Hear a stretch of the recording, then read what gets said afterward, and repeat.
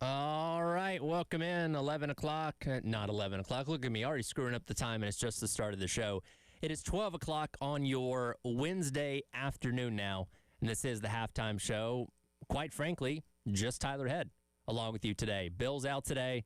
Captain Dave had to go to an appointment, so we switched producing schedules because he just got done producing 9 to noon. So quite literally me with you for the next 3 hours. I do have a list of guests that are be coming through over the next couple of hours. Going to talk to our guy Scott Hamilton from the Post and Courier at the bottom of the hour about the college football playoff rankings. He is a voter in the AP poll, so I'm interested to get his take on how the committee decided on things and how maybe the AP poll influenced what we saw last night with the first release of the college football playoff rankings. We got Perry Orth coming up at 1:15 as we always like check in with a former quarterback and can obviously talk about the perspective of dealing with midseason coaching changes and what it's going to mean to have a new set of OCs, I guess, when you talk about Mike Furrey and Sean Elliott, you know, splitting the job for these final 3 games. Of course, that's what was reported on by Big Spur the other day after Mike Shula got fired. So get his perspective on that. Jordan Kay also going to join us in the 1 o'clock hour to talk about where things sit at the bye week, including,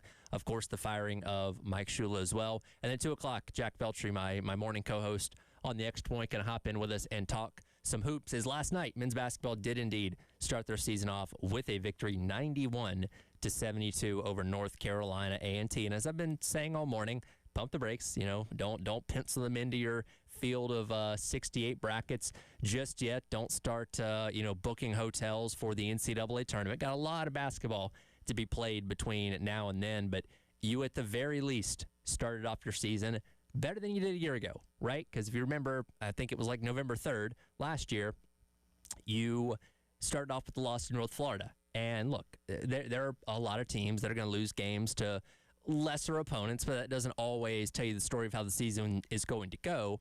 Unfortunately, it did for South Carolina because that set course a season that I think a lot of us want to forget. You had some wins in non-conference, including beating Clemson, which when you looked at the final result at the end of the year, it's like, man, how did they do that? So at least you were able to beat your rival there. But the SEC play was nowhere near where it needed to be. For a historic year in the conference, they got a record number of teams in the tournament. You were not even close to being one of those teams. And that's obviously what you're trying to claw your way and get back to doing this year. It won't be easy. But as we've kind of reiterated a lot, this is going to be a very fun basketball team to watch, just from a offensive entertainment standpoint. Again, they went out there and were chucking threes left and right last night, making 14 of their 32 attempts. Out of the 12 players that touched the court last night, 11 of them at least attempted a three. Hayden Simeon, the only one to not do that, and 9 of the 11 did end up making a three. Sparkman, as well as Mongolian Mike Sharvanjumps, I believe I'm saying that correctly. I'm going to have to get some reps with that. Hearing on the broadcast last night did help me out a little bit there. Same thing with Chris Doko. I'm going to probably mess that up too, but we'll all get better together as the season goes along. But you saw a lot of good things out of the team last night that give you reason for hope and optimism. Got to clean up turnovers, and that was an issue last year. 13 of those, last night. But they spread the ball around really well, and that's something that Lamont Paris talked about. One of the many things talked about last night after the game about what he liked from his team in game number 1. Let's see. I was happy with what the guys did. They seemed to have fun, and they shared the ball a lot. The numbers would tell you that. I didn't know the number until I got in after the game, but I knew it was a lot of sharing that was going on out there. And so I give the guys a lot of credit for that, honestly, because you can encourage sharing the ball, you can practice sharing the ball, and then when the game happens, I'm standing on the sidelines, and they're out there deciding whether they're going to share the ball or not share the ball, and they shared the ball. So they deserve a ton of credit for that. So I was really happy with how it went. There's a lot of teams that, these early season games, we fell victim to it last year in our opener.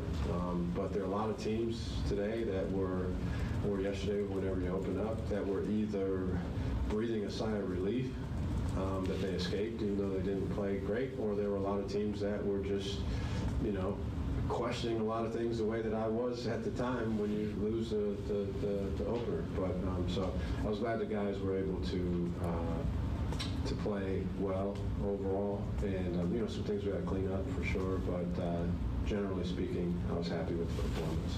You know, that spreading the ball around is a really important thing. When you look at, you know, some of your guards, Michi with 4 assists, Montgomery Mike with 3, and then Eli Ellis, the most assists on the team, with 5. You like a team that's willing to distribute the ball, and I don't know if there was a concern about this, but a guy like Eli Ellis that comes in here that has the amount of hype that he has and the notoriety and the followers and all that kind of stuff, that I think a lot of people might be inclined to think, well, maybe he's a ball hog, selfish with it, doesn't want to share it with his teammates, but that's not the case. And last night, you saw a lot of good things out of him, and I'm excited to see the role that he's ultimately going to play on this team. And it does seem like they're going to have, you know, good solid depth, right? You're probably not going to roll 12 guys out there on a night in, night out basis once you get in the thick of conference play, but it seems like you have a decent amount of options. They're going to be able to come off your bench, which is certainly very exciting. It is worth noting as well that last night Coach Barris also did acknowledge the fact that Cam Scott and EJ Walker are going to be taking red shirts this upcoming year, and that's something interesting, especially when you talk about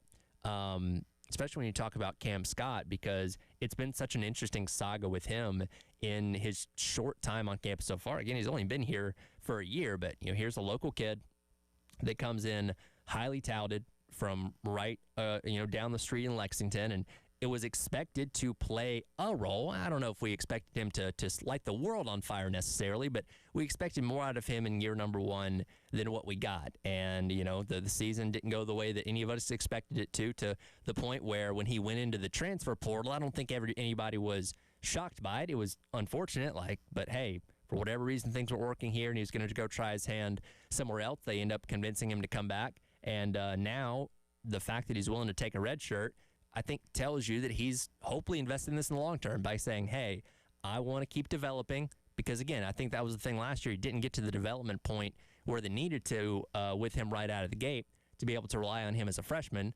He played limited minutes, but it wasn't anything special.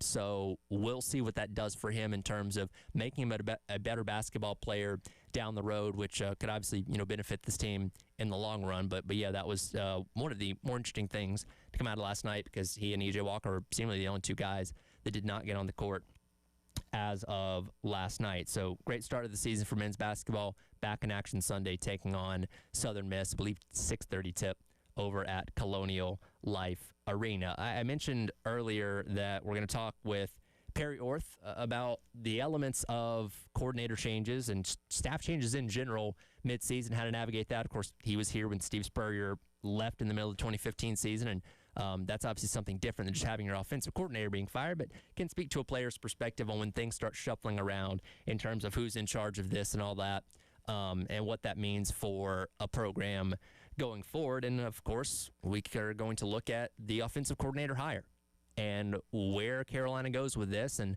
obviously, it goes without saying, though we've said it multiple times this week, this is the most important hire of the Beamer era. And, you know, when you look at the track record of the 3 head coaches, offensive coordinators that Beamer has brought in prior to this in Marcus Satterfield, Dow Loggins, and Mike Shula, really not a lot of them instilled a ton of like excitement, right? There's never been like a flashy wow hire. I would say Shula, and again, his situation was different because he was already here as an assistant and a quarterback's coach, and we had been used to him for a full season by the time he took over the play calling duties. So that's not something that I think generated a lot of buzz, and the belief was that he was just going to be running the same type of offense that Dow Loggins had run the prior 2 years, so it's not like you were expecting something crazy different in terms of the on-the-field stuff. So you've never really made, and look, the offensive coordinator hire is not the only thing that should get people excited or invested into an upcoming season, but given the struggles of the offense this year, I think it's going to be vitally important to make sure you make a kind of hire that is going to have people saying, hey, wow, did you hear that Carolina got insert exciting coordinator here? It's going to be a team to watch. If I'm a fan and I hear that, saying, okay, and especially now in today's age where fan investment, quite literally from an interest standpoint and a financial standpoint, is more important than ever, that if you give them a hire that they're willing to believe in, that they think can really turn this offense around, quite literally, you could have more people willing to give their hard-earned money to your program, which benefits you in the long run when it comes to acquiring talent through NIL and all those other kind of things. So this is an extremely important hire for Shane Beamer, and one that, again, as we've said, you've moved on from a position coach. You've moved on from your offensive coordinator. If on November 5th of 2026, we're talking about this team being 3-9 and the offense being in the toilet once again, well, then guess what? You're looking at Shane Beamer and saying, maybe you're the problem at the end of the day. Not saying we're going to get there. Not saying I want to get there. I like Shane, and I think he is the right kind of coach for a place like Carolina that obviously loves and cares about this community and is done good things in his 5 years here so far, but there's a lot of pressure to get this hire right, because again, if you continue to underachieve, and underachieving now is a lot different than what it used to be a couple years ago, and in years past, if you were to have a season at 9-3 like Beamer had last year, that could probably buy you, I don't know, maybe a 3 to possibly 4-year grace period, because you can keep looking back and saying, hey, don't forget, 9-3, I was almost in the playoff. Don't forget about that. It's not the same world of college football anymore. And if you, let's just say, end up going 5-7 this year and missing a bowl game, which seems like could be a likely outcome over the course of these next couple weeks, and you follow that up with another 5-7 season next year, and that would be, 3 of them in the past 4 years, then that's when people say, okay, maybe this isn't working. We appreciate your passion and energy and all that kind of stuff, but we're going to move on and make a change and go to someone else. Again, I'm not saying that's going to happen. Not saying I'm cheering for that to happen. I'm just saying that's the natural progression of where things going when you start having to make staff changes in terms of, position coaches, coordinators, and all that kind of stuff. So vitally important that Shane Beamer goes out there, makes a good hire, and hopefully a college offensive hire. Because, again, it's been NFL guys, pro-style offenses, that kind of stuff. And I think this fan base, not that they get any vote on it or say on it necessarily, they really want to see a college type of offense, because you've seen so many programs around the country, many of whom I'll get to in a moment, that are ranked last night in the initial college football playoff top 25 rankings that are utilizing college type of offenses and succeeding because of it. Vanderbilt being a perfect example that you saw a handful of weeks ago. So it's going to be an interesting search to keep up with. And again, we may not even know the realistic names they're looking at until we get into the month of December, once the season's over and once coaches really start looking at other jobs. But it's going to be one of the most important hires of Beamer's entire tenure here, and it's going to be an interesting story to watch unfold as it does. I did mention the college football playoff top 25. Last night, we got the initial rankings for the 2025 season. Where they shake out, and what does this mean for conferences in terms of how many teams they might be able to get in to the 12-team field? We'll talk about that coming up next as the halftime show rolls along. Tyler Head, along with you on your Wednesday on the Game.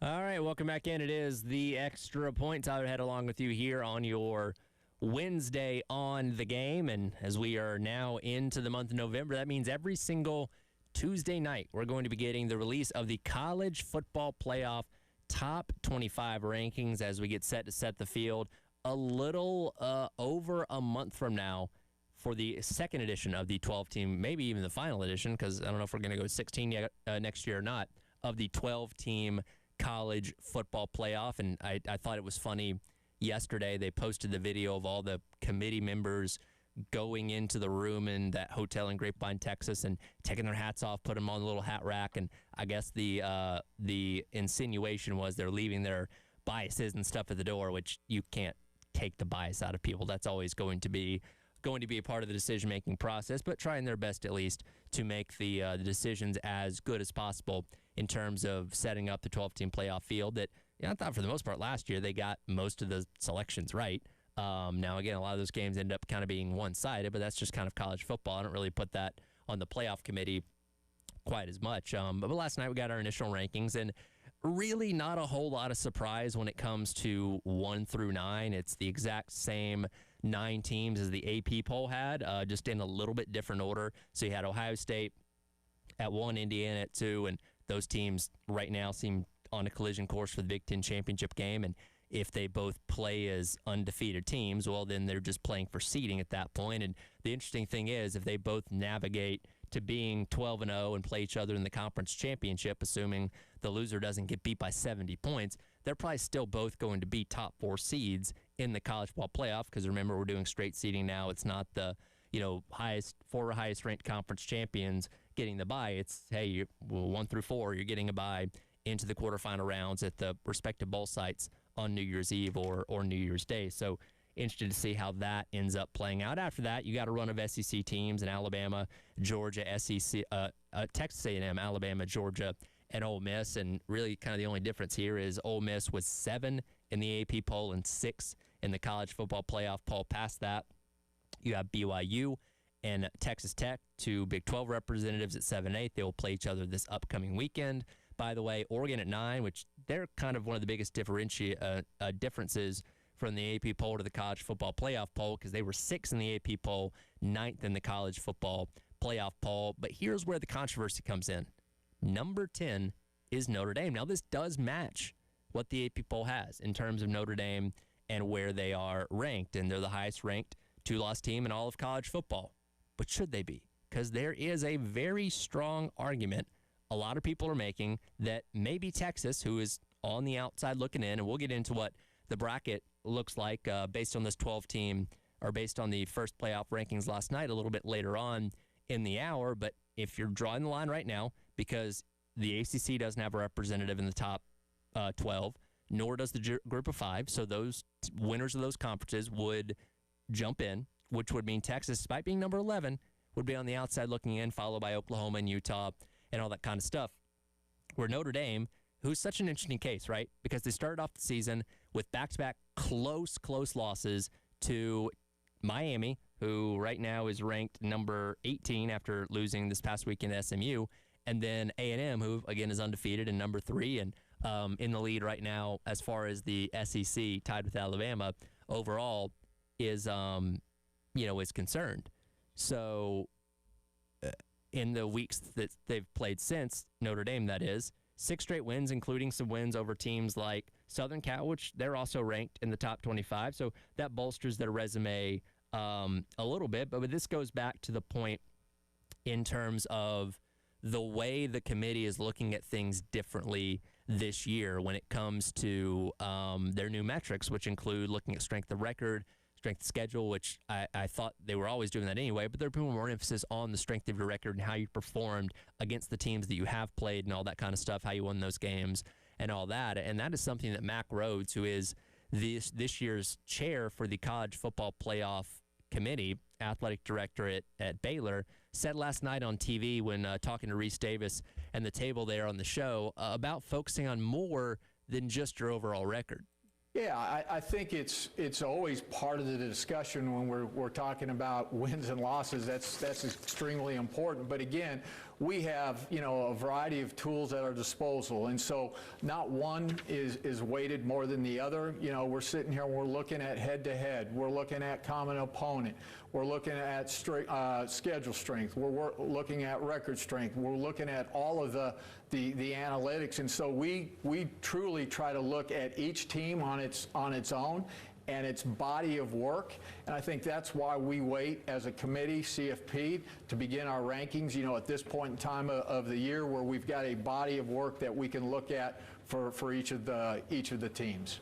And that's good. I want them to use as many resources at their disposal as they possibly can to ultimately decide on who's going to be in it. And that's the thing about something like the college football playoff, where in every professional sport, there's a very clear path on how you get to a postseason.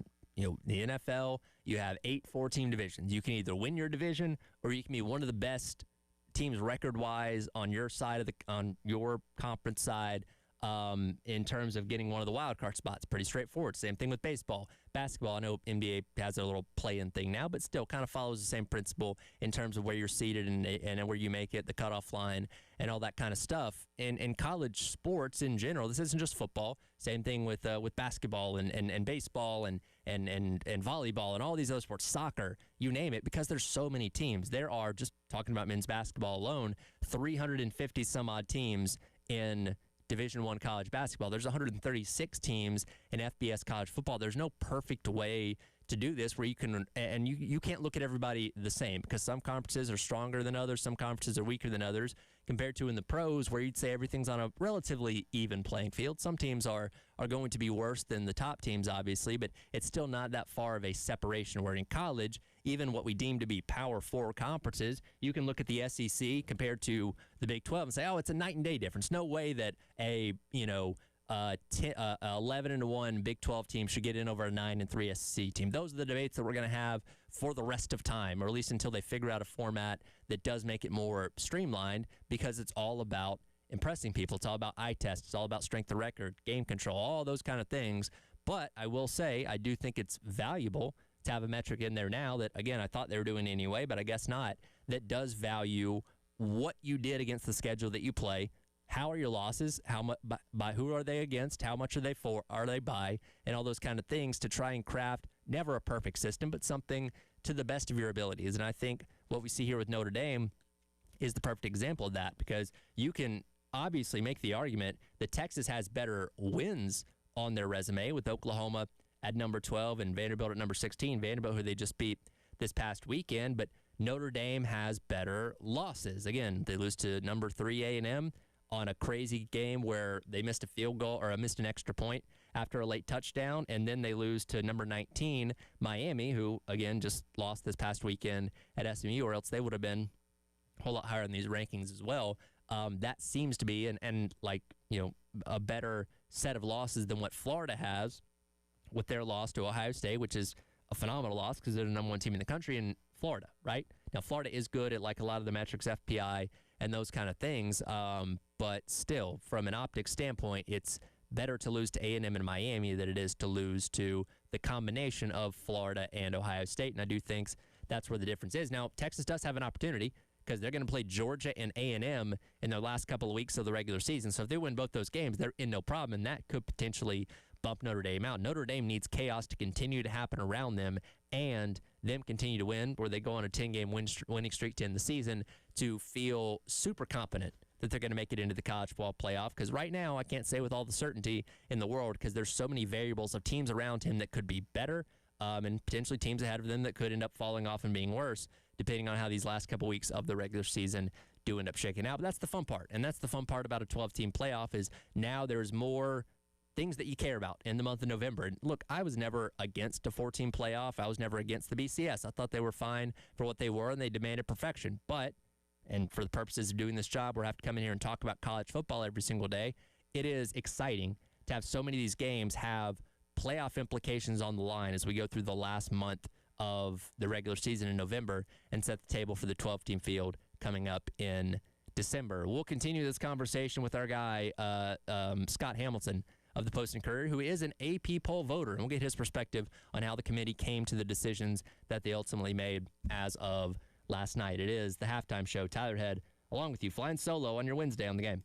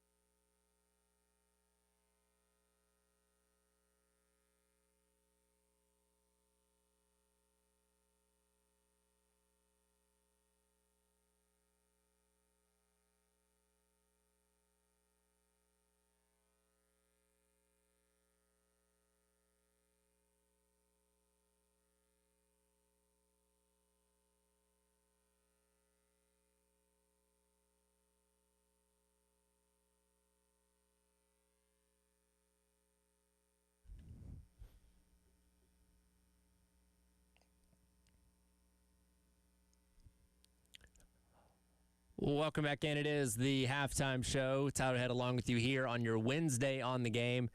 Continue to talk about the first college football playoff rankings that came out last night, and a guy that knows a thing or two about rankings joining me on the AAA Heating and Air phone lines is Scott Hamilton of the Post and Courier, being sent out to apparently parts unknown, as he can't tell us where he's going, but he's going somewhere. And your take on last night's reveal of the top 25. Right now, I'm going very slowly behind a massive pile of tractor trailers on the interstate. Welcome to South Carolina. Good Lord. No kidding. My takeaway was I'm okay with the very top. I really am. I mean, overall, I thought they did a pretty good job. But I thought the lack of G5, Group of Six, however you want to frame it, representation was very telling. And what I pulled out of that, Tyler, was that this group on the selection committee, they are going more on the metrics and the numbers and not really so much the eye test.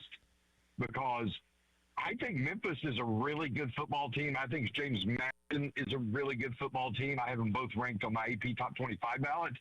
And for them to be nowhere on that list last night, I thought it was very telling. And for reference, Memphis was 22 in the AP poll that came out on Sunday that you're a part of voting in that. And we knew the committee was going to take more of the metrics into account. They told us that in the offseason, and that's a reason why the SEC felt comfortable going to a 9-game schedule next year, because they didn't think they were going to be dinged by playing 9 extra games that are going to result in 9 more losses for the teams across their conference. So that's probably falling in line with where they wanted to be. But if I remember, did you get to go do that mock selection thing a couple weeks back? Did you get to go do that? No. You did not. It got pushed back, and I really regret for that.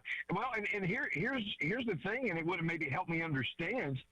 If they are indeed relying more on metrics, as they apparently seem to be, and as they said they were going to, what's the point of having them to begin with? Where's the subjectivity? I want football experts in that room. There should never be an athletic director or anybody like that, first of all, in there. Yeah. But I would love to see more retired coaches, players, people who can separate their own allegiances, but can use common sense and their own institutional knowledge of the game to determine who should and should not be ranked. Because I'm looking at this with one eye as I barrel along an interstate in South Carolina. I've watched Tennessee play. Mm-hmm. I have Tennessee ranked 25th, but I also have Memphis ranked. I also have James Madison ranked ahead of them. Mm-hmm. And I don't understand that in this rankings that's supposed to matter more than anything, how they could be left off. I mean, I know Washington has a couple of good losses, and maybe that's something else we need to take away, Tyler. Sure. Are they finally rewarding wins more than being penalizing for losses? That's kind of what it seemed like last night, and I mentioned it a moment ago when you get to the controversy around Notre Dame being the highest-ranked 2-loss team ahead of Texas, Oklahoma, teams like that, directly behind them, where Texas has better wins, namely against a team like Vanderbilt this past week, and in Oklahoma just a couple weeks ago, who's ranked right behind them, compared to Notre Dame, whose best win is Southern Cal more recently as well. But it seems as though Notre Dame's losses to number 3, Texas A&M, and number 18, Miami, are valued as higher than Texas's 2 losses to the number 1 team in the country and a Gators team that's nowhere near the rankings. Yeah, and this goes back to another conversation we had about how much damage is done from the preseason polls. And look, I'm part of that body that puts preseason poll together. I get it. But we set the perception, and that perception is hard to shake. And they say, oh, well, the polls don't matter when these people get together, this selection committee. Everything's a blank slate from one week to the next. You cannot tell me on a subconscious level, or perhaps on a conscious level, that they don't sit down and they don't go, oh, well, Texas was preseason number 1, and they've only got 2 losses after week 10. Well, that means they're still one of the top 15 best teams in the country. You can't tell me that it doesn't work like that. You cannot tell me that. No, it definitely has an influence, and this is where I want to give y'all at the AP poll a lot of credit, because it feels like, and you can tell me if this is how you approached it, but I feel like a lot of people with their votes this year almost kind of tried to think the way the committee was going to by looking at metrics, because we have seen fluctuations in the poll wildly like we've never seen before. I think about when Texas and Penn State both lost to, Florida and UCLA in the same day, and they both dropped out of the top 25 after being in the top 10. Like, those kind of things haven't historically been done in the AP poll. It's been more of, smaller fluctuations, but I feel like a lot of you on the AP poll voting list were kind of trying to give your own mock committee version of how they're going to view their polls, and that's why we kind of saw the variance that we saw this year. Well, and I'm not going to say I've been guilty of this over the years when I've done it, but I've become more aware of it. I'm not dazzled by brands as much as I used to be. Okay. And I think that's the case, because we're in an era now where we have to readjust our minds on what is a powerhouse, the value of a brand. Is that brand guaranteed to win X number of games? Just because they have that logo, that means they're better than everybody else. Yeah. That's not the case anymore. The portal, NIL, all these things that we talk so bad about has actually created an era of parity like we've never seen. Look at Indiana, dude. Yep. If I go back in the Wayback Machine just 3 years and say, Tyler, look, Indiana went to the playoff, and oh, by the way, they could make an argument to be the number one team in the country, you would have me committed. You definitely wouldn't let me come back on this show. Sure. But that's where we are now, and we just have to readjust, the value of teams on a week-to-week basis instead of just leaning into, okay, yeah, they've got a couple losses, but they still beat anybody on any given day, so they're going to get the benefit of the doubt because of their jersey. Again, Scott Hamilton, the Post and Courier, joining me here on the AAA Heating and Air phone lines, and it is important to remember, and I think it's interesting that our first controversy comes between Notre Dame and Texas, two of the biggest brands in the entire sport of college football, but Notre Dame a little bit more global than Texas is. This is a TV show at the end of the day. Quite literally, last night's TV show for the rankings are real. That's part of the contract that ESPN has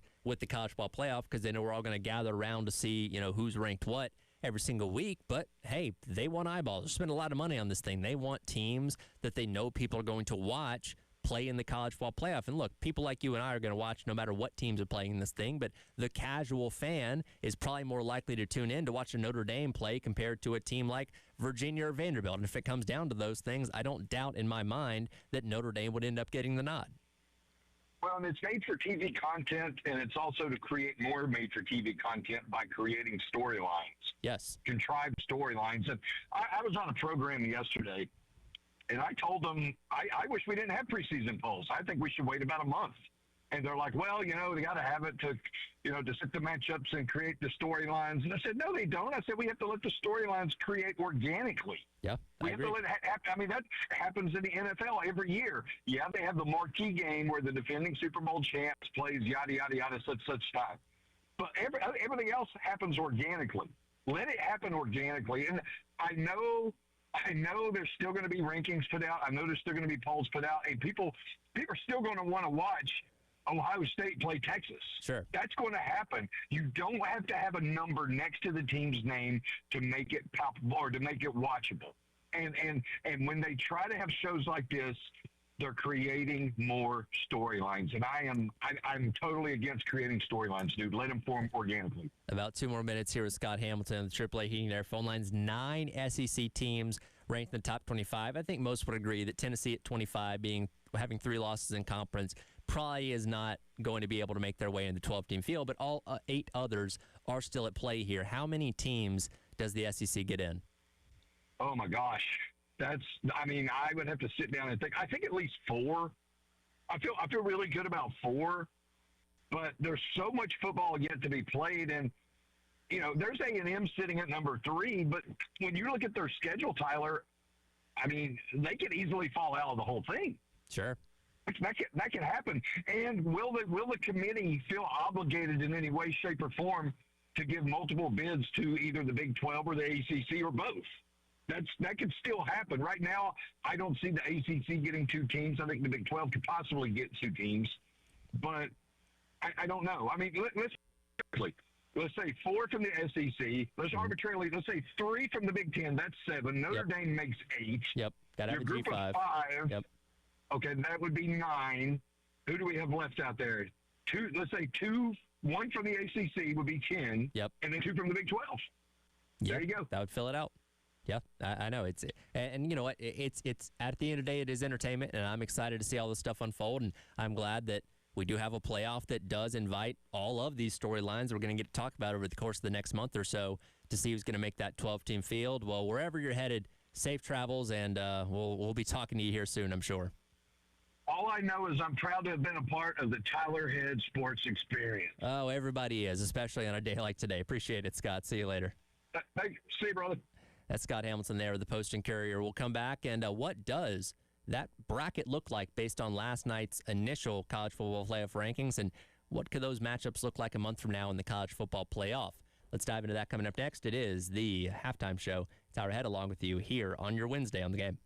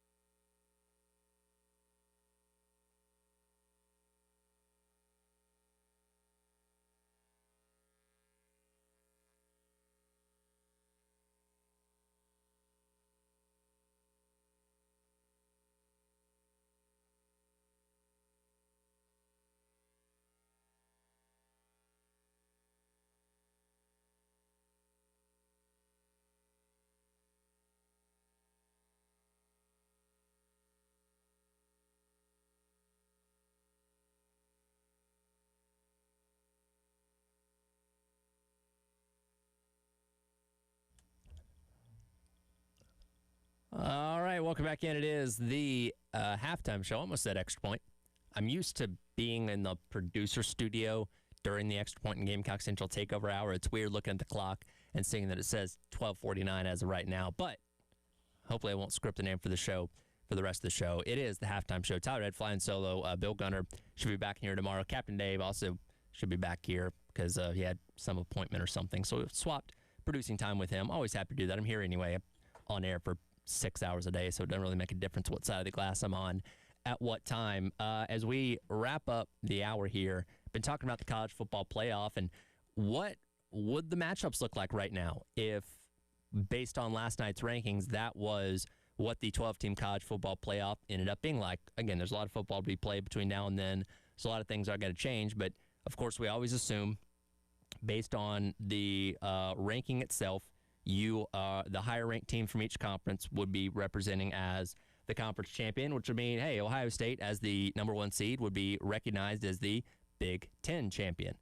Indiana, behind them at number 2, would be recognized as the Big Ten runner-up. And both those teams, again, because you're going to a straight seeding model, would get buys in the first round. Same thing with Alabama and Texas A&M, which right now is your current SEC championship matchup. Again, can change, but if both teams continue to win out, then they'll match up with each other in Atlanta coming up in early December, where A&M is being projected as the conference champion, and Alabama being the runner-up at that point, where both teams would still get buys. And really, at that point, like if Ohio State and Indiana are playing for the conference championship in the Big Ten, really the only thing they're going to be playing for at that point in time, because you assume the winner would end up being number 1 at the end of the day, they're quite literally playing for the opportunity to decide where they want to be for their quarterfinal game coming up on New Year's Eve or New Year's Day. And if you remember, the seeding does get geographical preference, so it goes from 1 on down. So let's say Ohio State wins and they're the number 1 seed. I'm assuming just for the tie-in to the Big Ten, they would go with the Rose Bowl. Now, that's technically not the closest team, not the closest stadium to them. But again, with the ties to the Big Ten and the Rose Bowl, I assume they would go there. Probably the same for Indiana, I guess. Now, I think ESPN also has an influence on this, too, in terms of where they want to send you. But it would make a lot of sense if they end up doing that. Let's say, I don't know, Indiana's the number 2 seed. Maybe they decide to go to Arlington for the Cotton Bowl on New Year's Eve. Then A&M, well, I don't know, they probably want A&M to go to Texas, play the Cotton Bowl in their backyard. You could theoretically send Indiana to maybe the Orange Bowl in Miami and then have Alabama play a relatively close game in New Orleans. I don't know, just kind of off the top of my head, some thoughts there. But those teams would be your top 4 buys, obviously. And then after that, talk about some compelling matchups. You'd have BYU as the Big 12 champion playing host to Notre Dame in Provo, Utah. So you can write plenty of jokes about that matchup, I'm sure, but that'd probably be a lot of fun to see. Ole Miss playing host to Virginia. Yeah, something we never saw coming. Shout out to Virginia and Tony Elliott for being in the mix and maybe playing for an ACC championship coming up here in a couple weeks. That would be your 6-11 matchup. You'd have the 8-9 matchup between Texas Tech and Oregon. That sounds like a lot of fun. That game would be in Lubbock because Texas Tech is the higher-rated team of the two there. Again, can obviously flip between now and then, but that's a matchup that I would definitely want to see. And then lastly, you have your 5-12 with Georgia as the first SEC team outside of the top 4 playing host to Memphis, who, again, while not ranked, is recognized as by the committee as the leader of the group of 5. When they get ranked, I don't know, but one group of 5 representative gets in, and right now that would be Memphis, assuming that they win the AC, the American Conference, and they go on the road to Georgia to take on the Dogs in Athens, which I think that'd be a pretty fun matchup as well. And the winner of that will go take on Alabama, who is the 4 seed. The winner of Texas Tech and Oregon will go on to take on Ohio State as the 1 seed. And then the winner of Virginia and Ole Miss would take on A&M, and the winner of BYU and Notre Dame would go take on Indiana. Obviously, Indiana played Notre Dame last year in the opening round of the college football playoff, and Notre Dame won that game pretty handily as that ended Curt Cignetti's first very successful year there with the Hoosiers out in Bloomington. Again, a lot's going to change between now and then, but it is interesting to see week to week what that projection would end up looking like. And again, the teams on the outside looking in, based on last night's rankings, would be Texas and would be Oklahoma, despite being ranked 11 and 12, because The ACC does not have a team in the top 12, and the G5 would have to have a spot as well. That would bump Texas and Oklahoma, which again goes back to why the decision to have Notre Dame in over Texas right now is controversial, because quite literally that is your cutoff line in terms of at-large bids to make it into the college football playoff. So we'll see how that plays out. I have a feeling with how wide open and chaotic this season's been, we're in for a lot more upsets. We're in for a lot more chaos and a lot more appointment television on Tuesdays to see how the committee views those wins and losses and how much it affects the overall landscape of the college football playoff picture as we try and set the second 12-team field coming up a little over a month from now. I think we'd be on the Friday before Conference Championship Saturday if we go a month in the future, and then Selection Sunday would be just a couple days after that. So it's coming fast. It's been a wild season, and I'm interested to see how it unfolds here over the course of the last couple of weeks. So when we come back in hour number 2, we'll dive into something that Shane Beamer said the other day in reference to bowl games and how people view South Carolina. Are they a year-to-year team? We'll talk about that next. It is the Halftime Show. Tyler Head along with you on your Wednesday on the Game.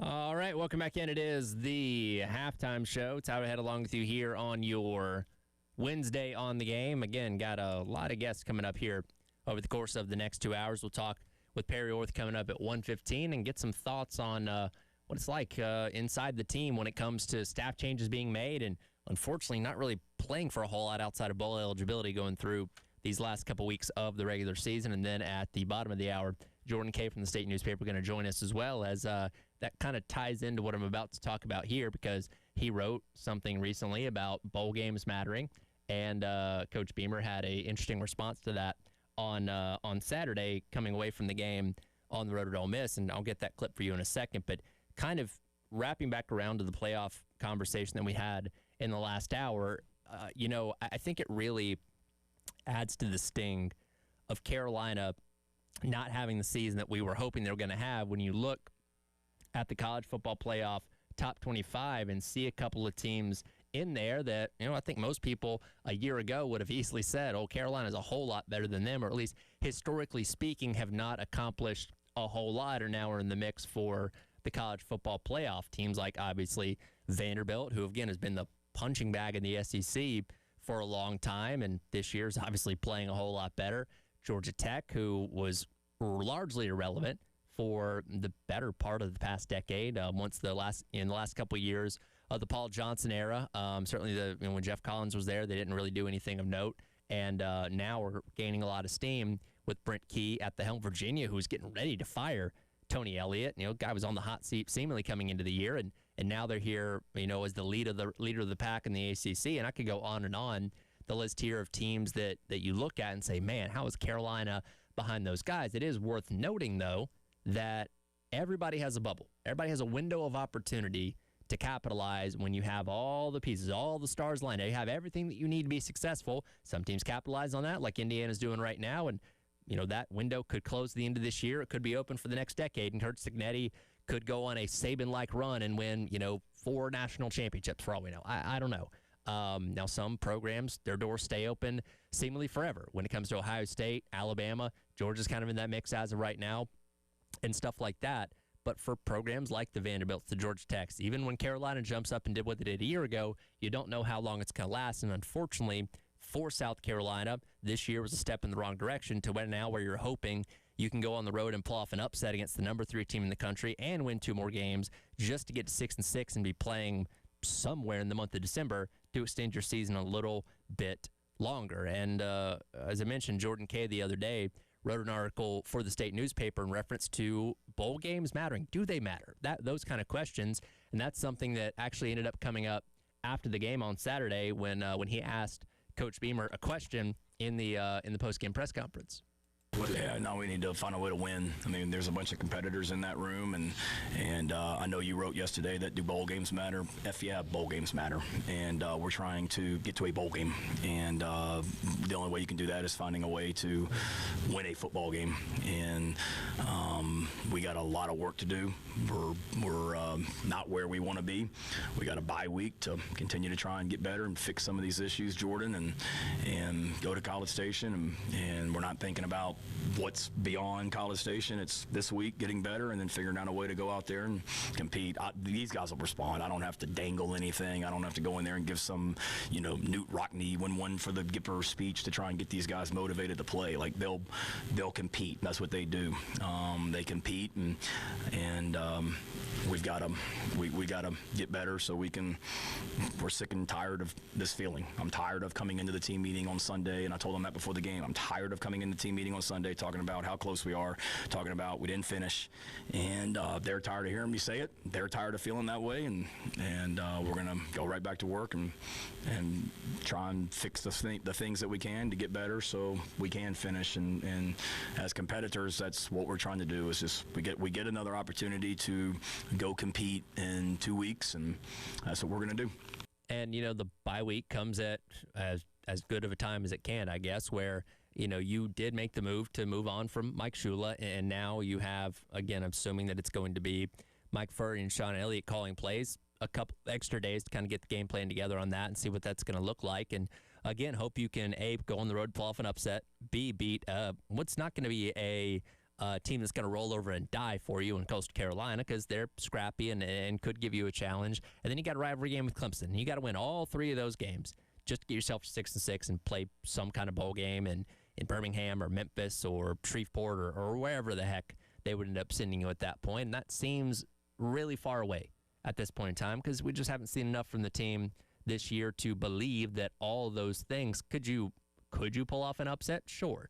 But I don't know if there's a lot of people that believe you're going to upset them and be Clemson, or you might be Clemson, but there's nowhere you're going to be Texas A&M or some combination of that to prevent you from getting to that coveted 6-win mark and getting yourself to a bowl game. And if that ends up being the case, let's say you do finish 5-7.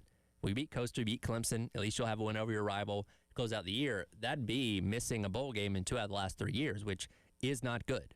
Right now, again, last year accomplishing what you did with being 9-3 and in the conversation for the college football playoff was rarefied air for South Carolina football and was very special in a season that we're all going to look back on and remember very fondly for, years and years to come.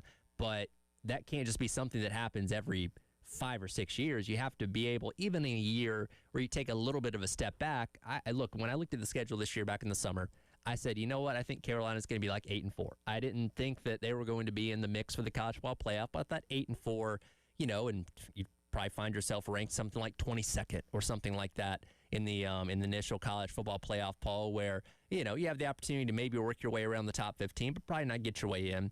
When you have that 4th loss or whatever, but that's obviously a far cry from where you are at this point in time. And I think it does kind of highlight, unfortunately, that you might kind of be that program that truly is going to be something different on a year-to-year basis. And that's something that's frustrating for fans, right? Because fans want good consistency for one, but good consistency for that. And I named some of those teams a little bit earlier that have those extended championship windows, right? Like you always know Ohio State is going to be in the mix for the college football playoff. You always know, again, Alabama hasn't really skipped too much of a beat with Kalen DeBoer, Georgia up there. It seems like Texas is kind of in that mix now.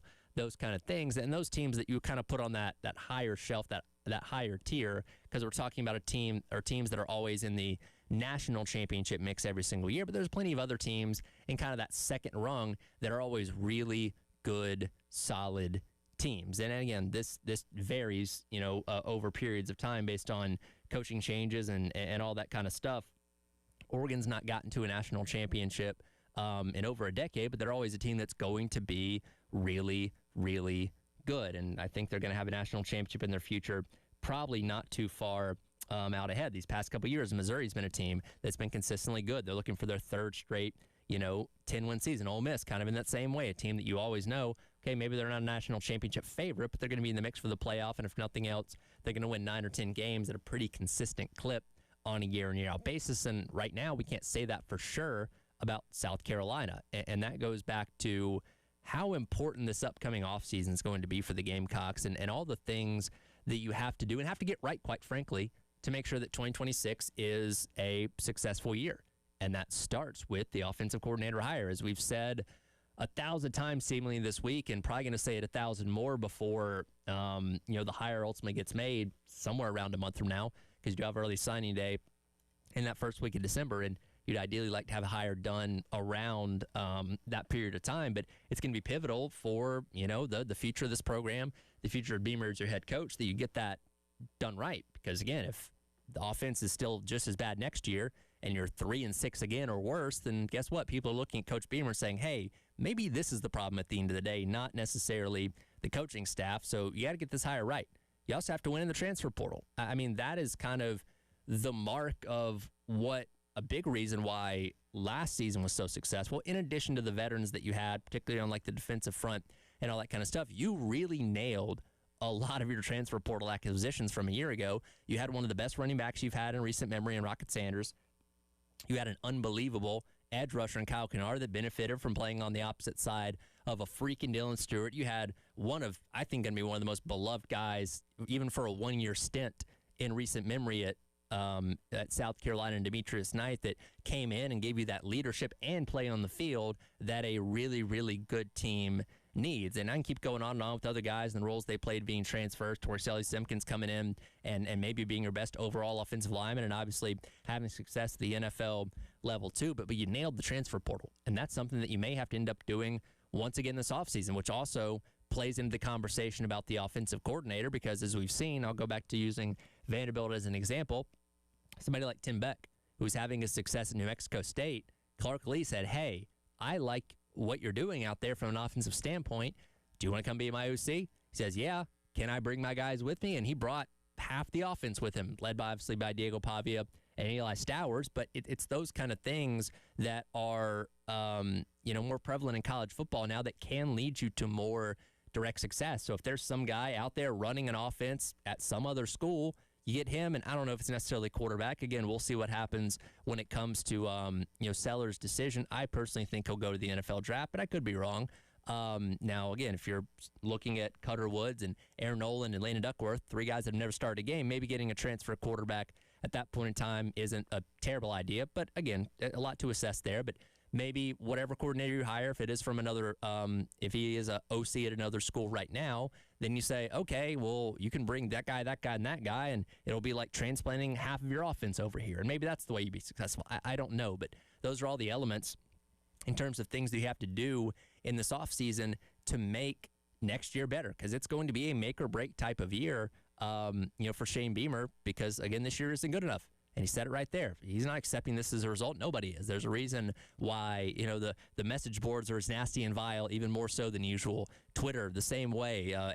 Every time, you have another loss, that's just making it worse and worse and worse, especially when you're not able to finish games like they've unfortunately not been able to do, seemingly in just about every single game they've lost so far this year. So this offseason, very vital. And again, maybe Carolina just is kind of that year-to-year program where, 1 year it's great, the next year it's not. 1 year it's great, the next year it's not. You hope not. As a fan, you want something consistent, want something that you can believe is going to be the same in a good way year after year after year. But even if you are a 1 year program, you got to make sure next year is the year where you nail all those things when it comes to who you hire. And I'm assuming maybe you just hang on to Sean Elliott as your offensive line coach, but that's another position that could, is open to that. Maybe you decide to go elsewhere if you want to keep Sean Elliott or move him back to tight ends. I don't know, but there's a lot to figure out when it comes to your staff and obviously your personnel. And obviously you hope you hang on to a lot of people too, because the transfer portal, the door swings both ways. You can have plenty of guys come in, but you also have plenty of guys that can go out too. So you hope that, like last year, and you give them credit,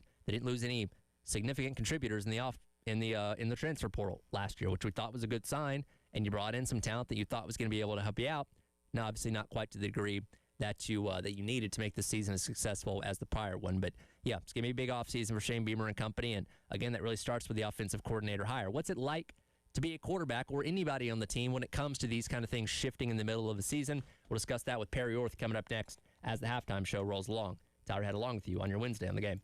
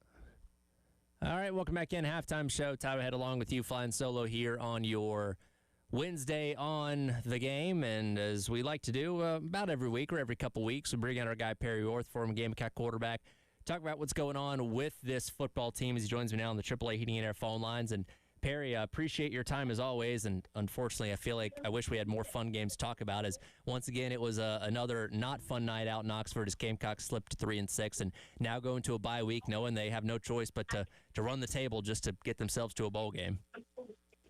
Yeah, it's unfortunate. I know this year hasn't gone the way that we had all anticipated, but I've been, I've been a part of many.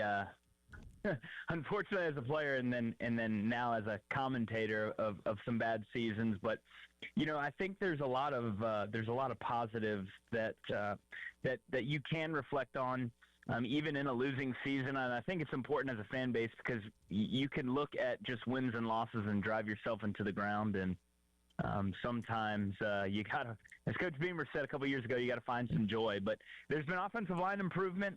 Mm-hmm. I think the running game's improved.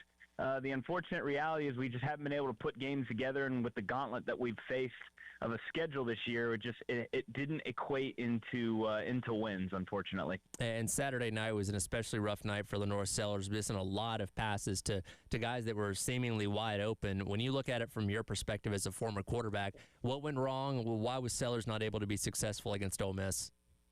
One word, man, and it's confidence. Right now, he's not playing with a ton of confidence, unfortunately. And, confidence comes through successful repetition. And, I've been in Lenore's shoes where things are not going well, and you're hearing the outside noise and the chirping going on from outside of the football team and the football facility. And you've got to find a way to block that out. And you can't sit back and say, okay, well, we've been bad through 9 games. That means that I'm now a bad player. Lenore's didn't get worse at football over the last 2 months. What has happened is that we have not performed well offensively, and you as the quarterback get the majority of the blame.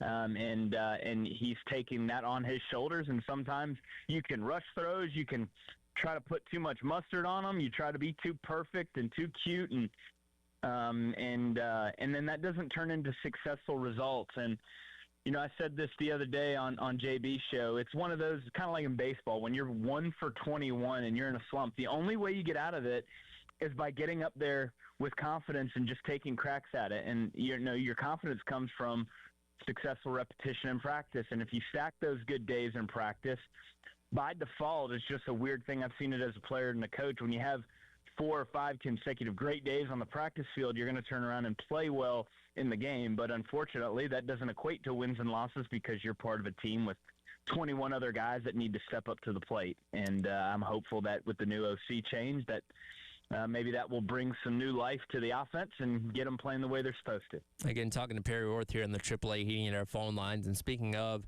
that OC change, which is the first time that Beamer's fired a coordinator in general, but made that move specifically in season. That's an interesting dynamic of you still got 3 more games to play, but now the guy that's been leading that group is no longer there. And I know you were here through a coaching staff change between 2015 and 2016, but when you have a guy like, just talk specifically about G.A. Mangus that you may like, that's leading your offensive group and having to change over to somebody else, what is that like internally from a team standpoint when you lose a guy that maybe you had a good relationship with or liked the way that he was doing it, even though the results weren't the way you wanted them to be?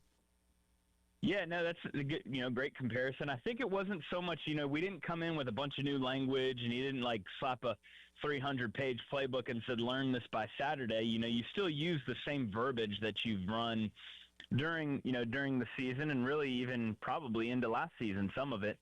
But then he's going to put his wrinkle to it, right? You might have a standard pass play, and he says, hey, we've done this before, where instead of this guy running the open middle cover 2 posts, we're going to put him on a corner for these handful of reasons, right? And then maybe you're going to do a little bit of a different stuff. I haven't listened to, I don't know if Coach Furry has had the opportunity to talk, but I'm assuming that they're going to come out and say that they're going to want to do a little bit more tempo. But I think what when you're in a slump, and what we could do, and what I'd love to see is just aggressive play calling, right? I want to see the defense try to defend the offense instead of us trying to say, well, this is exactly what the defense is doing, here's a great play for us to get a 7-yard completion. Like, instead of worrying about that, like let's make them. Obviously, you have that side of a game plan, but let's make them defend us. Let's push the ball vertical. Let's throw the 15-yard dig routes off a dagger concept. Let's attack the middle of the field if they're playing open middle coverage, right? Let's rip a whole shot if they're in cover 2. Let's throw the seam versus cover.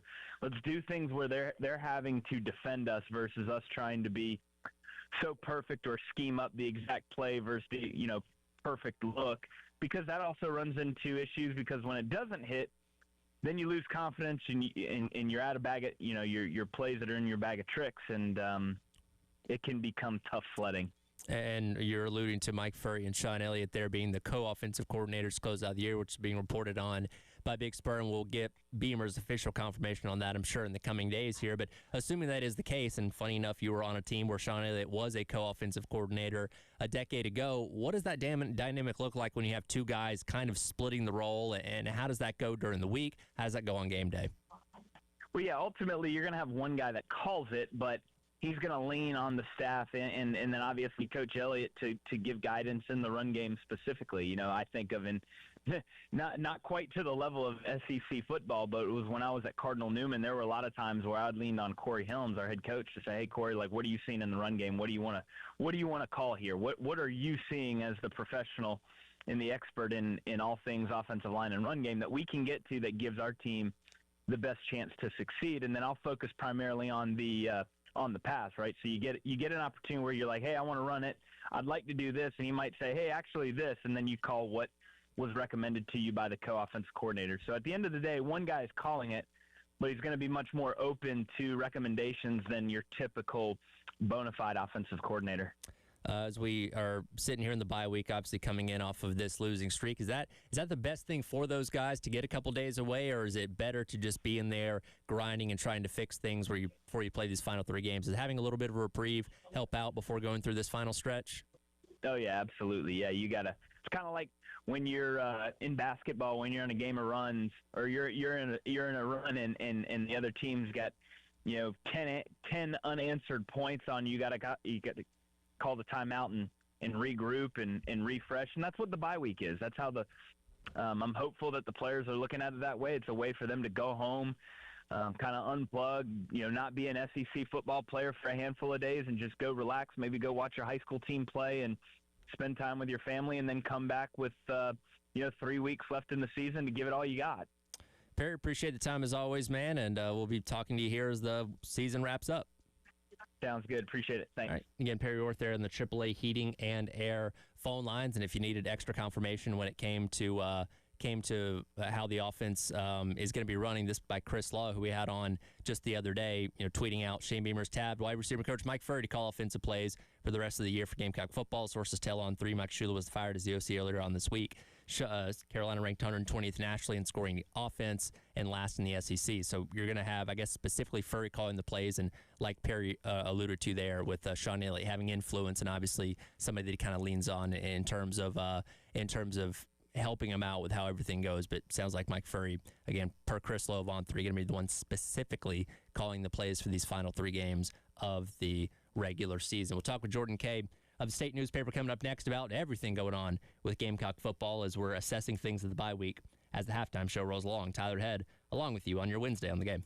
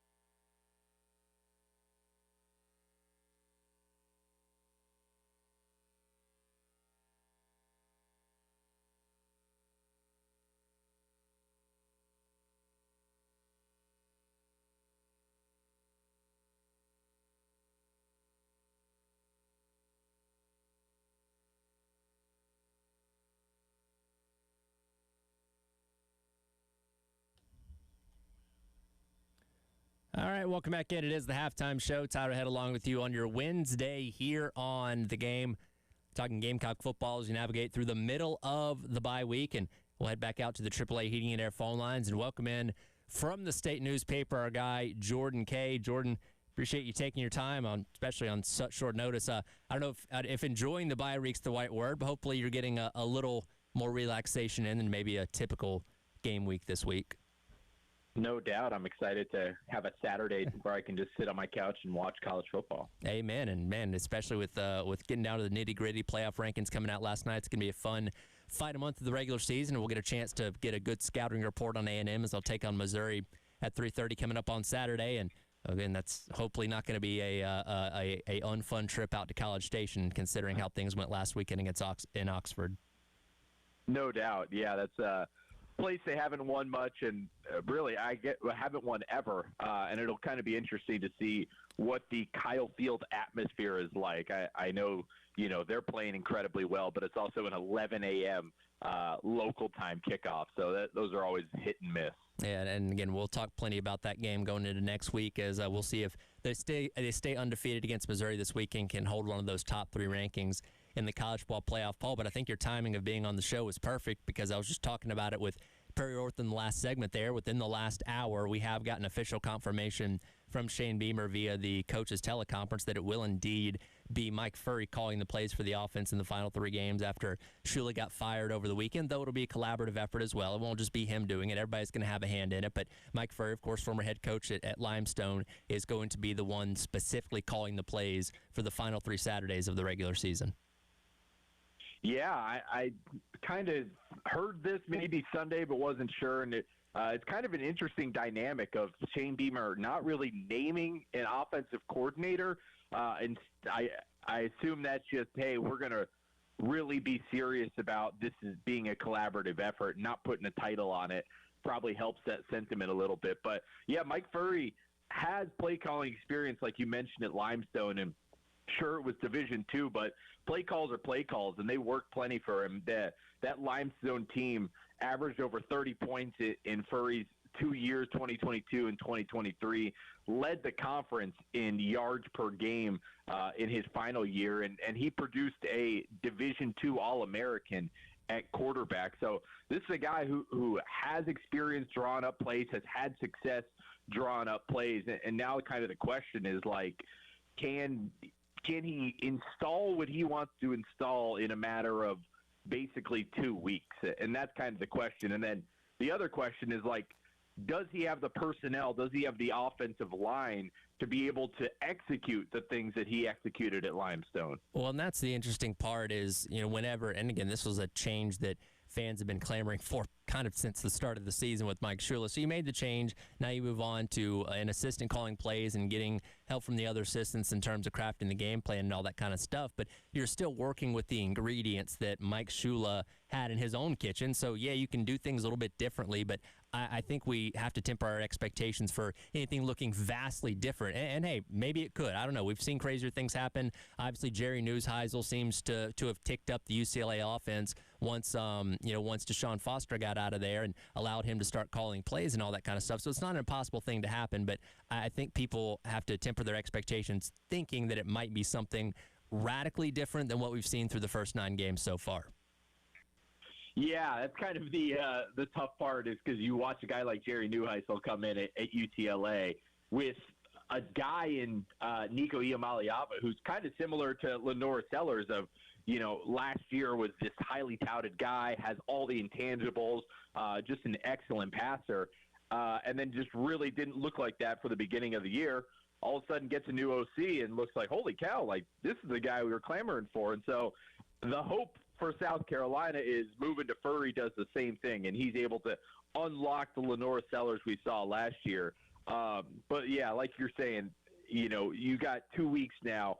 How much can you realistically change?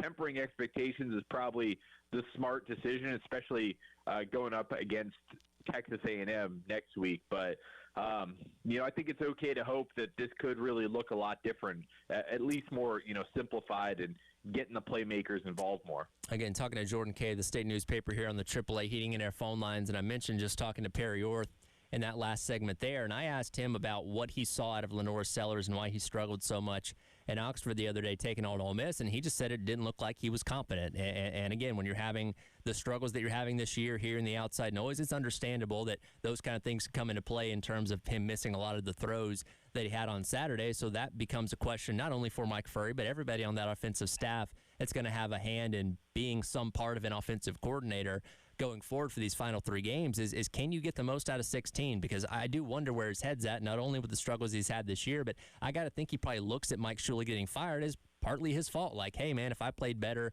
coach would still be here or whatever it may be. Like, there is a mental aspect of Lenore Sellers that I'm interested in seeing these last 3 weeks if they can maybe untap something that hasn't quite been there this season. Yeah, and I think Mike Furrey's probably the perfect guy for that because I agree with Perry. I mean, when I watched that game, that's all I was thinking is like, Lenore Sellers just does not look confident right now.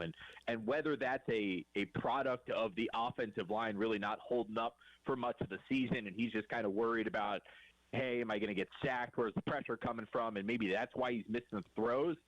Perhaps that's it, but it just kind of looks like a guy who was overthinking everything. I mean, Lenore Sellers can make all those throws that he missed on Saturday, but he just didn't, and he did it over and over again. So you got to kind of start looking at the external things of, hey, what's leading to this? Transitioning to Mike Furrey, Mike Furrey is not a guy who lacks for energy or excitement. Like, I have no doubt in my mind that he is going to do everything in his power, say all the right things to try and boost Lenore Sellers' confidence. And I'm sure he's seen it too. Like, I mean, Mike Furrey's in the building. He's in all these meetings. Like, he sees Lenore Sellers every day. I imagine he's kind of seen, whether how big or the confidence dip is. He's seen that. Now it's kind of on him. He's got 2 weeks to build that back up. And I think some of that can, come from the play calling of, hey, Lenore, it's like, you have one or two reads. Like, we're going to make this very easy for you. Sometimes maybe have them roll out more. They did that against Alabama and then completely abandoned it against Ole Miss. But he looks comfortable when he does that stuff, when he gets on the run, when he doesn't have to survey the whole field, when it's kind of split in half and it's saying, okay, here's 1, 2, 1 read, 2 read, run.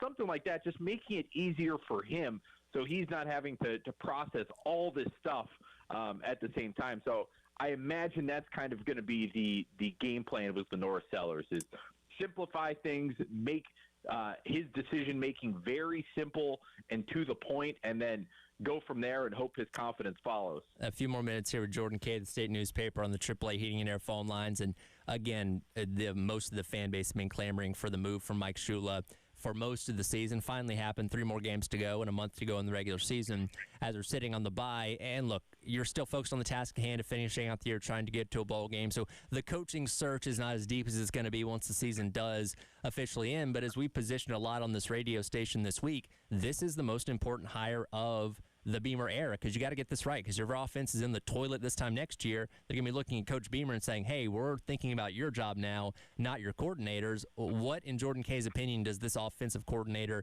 need to be? What's he got to look like? What kind of styles he got to bring to South Carolina in 2026?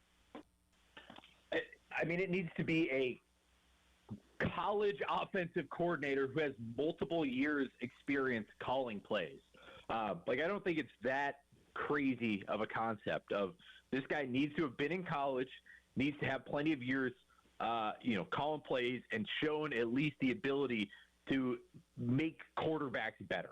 That has to have been demonstrated in college. And if I'm Shane Beamer, call everyone.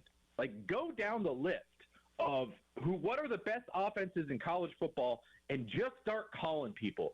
Because I think, South Carolina is an unbelievable job. A lot of people are going to want to be the offensive coordinator at South Carolina, especially if there's even a chance that Lenore Sellers comes back. I would just swing big. I mean, really just go down the list and just start calling people. Okay, you're probably not getting, some of these head coaches. I don't think, Dan Mullen or Eric Morris at North Texas is taking it. Will Stein at Oregon's not taking it. But beyond that, just start calling, all the top offensive coordinators in the Big 12, some of the top offensive coordinators in the ACC or the lower part of the Big 10. Start calling it. going to be a better job and you're going to be able to offer more money. Think about when Clemson hired Garrett Riley from TCU coming off a national title. Like, that was a crazy hire of like, holy cow, I can't believe Clemson landed that guy. Like, South Carolina needs to think of itself like that, of, hey, we are a destination job, and if we offer anyone the job, they're at least going to have to think about it. And so I think that Shane Beamer needs to swing big and find someone who's proven they can call plays and be an effective college offensive coordinator. No, I completely agree, and it's going to be a fun coordinator coaching search to watch over the course of the next month or so. Jordan, again, I appreciate you being available on short notice. Enjoy the weekend, man. Thanks, Tyler. Appreciate it. Have a great day. You too. Again, Jordan Kay there of the State newspaper, and I guess he goes with the Wayne Gretzky philosophy of you miss 100% of the shots that you never take, where, yeah, go out there, call everybody. Worst they can say is no. And yeah, you may not be the most attractive job when it comes to the offensive coordinator, but you won't know until you ask. So, we'll see what Beamer ultimately decides to do when it comes to the candidates that he has on the table in terms of calling plays for 2026. But again, there you have it from the past hour in the SEC Coaches Teleconference. Furry officially calling plays. He'll be the one on the headset communication, giving sellers the orders on what to do on what play, but it's going to be a collaborative effort, as expected, when it comes to the entire offense and the staff in terms of crafting those game plans for the last 3 games of the regular season. He mentioned Clemson there a moment ago. Dabo Swinney had some very pointed remarks for the ACC and their officiating and officiating in college football in general. Is he right? We'll discuss that coming up next. It is the halftime show. Tyler Head, along with you on your Wednesday on the game.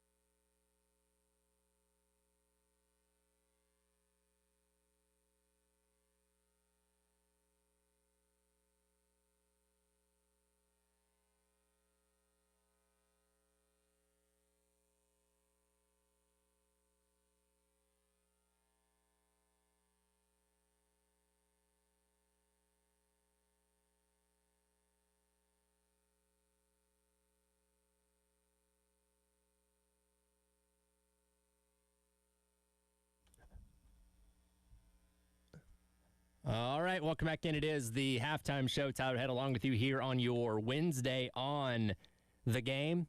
Dabo Swinney had some things to say about officiating in the ACC in college football following their loss to Duke over the weekend, which involved a controversial pass interference late in the game that helped Duke pick up the victory over Clemson there. And this is from his press conference, I believe yesterday, where he further, after getting fined $10,000, by the way, after his comments on Saturday, further went in on the state of officiating in college football, specifically the ACC.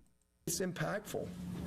So, as opposed to just getting a report on Monday, you turn in 10. We had a game.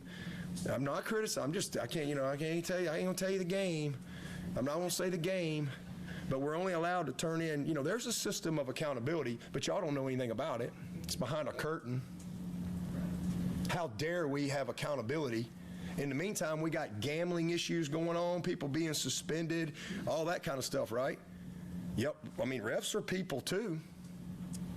It ain't just coaches and players, and if they're a part of the game, then by God, they ought to be a part of the game. And they ought to be a part of the accountability, and they ought to be a part of the consequences, not just behind some shadowy curtain. No, they ought to have to answer for it. And listen, there's judgment calls and all that, and we just have to disagree. But there's also absolute flat-out misses with no consequences. And and you get a shoot. We're allowed to turn in 10 calls. All right, and so we had a game earlier this year that we lost. I had 14 I wanted to turn in, but I only turned in 10.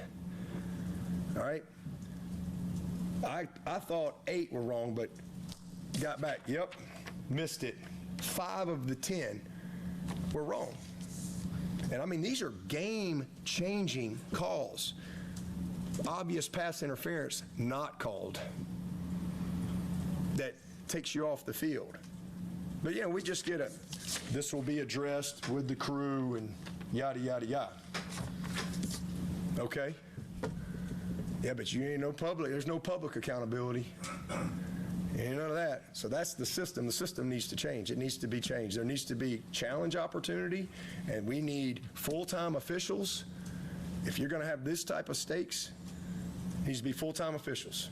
And again, you don't have to like Dabo Swinney. If you're listening to this radio station as a Gamecock fan, you probably don't, but he makes a lot of really good points there. And for those that didn't see it, this happened late in the game when Clemson was up by 7 on a 4th and 10 for Duke, where the Clemson DB gets shoved by the receiver, yet somehow they call pass interference on Clemson. That obviously ended up, helping Duke go down and be able to win the game and continue what's been a pretty miserable season for Clemson football. And again, he was fined for the comments that he made on Saturday, $10,000, because, again, he can't criticize officials in public forums and all that kind of stuff, which that in itself is ridiculous. And he brings up the point talking about, hey, as coaches and players, when they mess up, they got to go into the press conference and talk to the media and face the music in front of cameras and microphones and lights and all that kind of stuff. And officials just get to go back to being anonymous once they step off the field. And as Chris Clark brings up a lot when we talk about this on the Gamecock Central Takeover Hour, not even so much as a pool reporter going out there to ask an official about what they saw or why they called certain specific things that end up affecting games like this,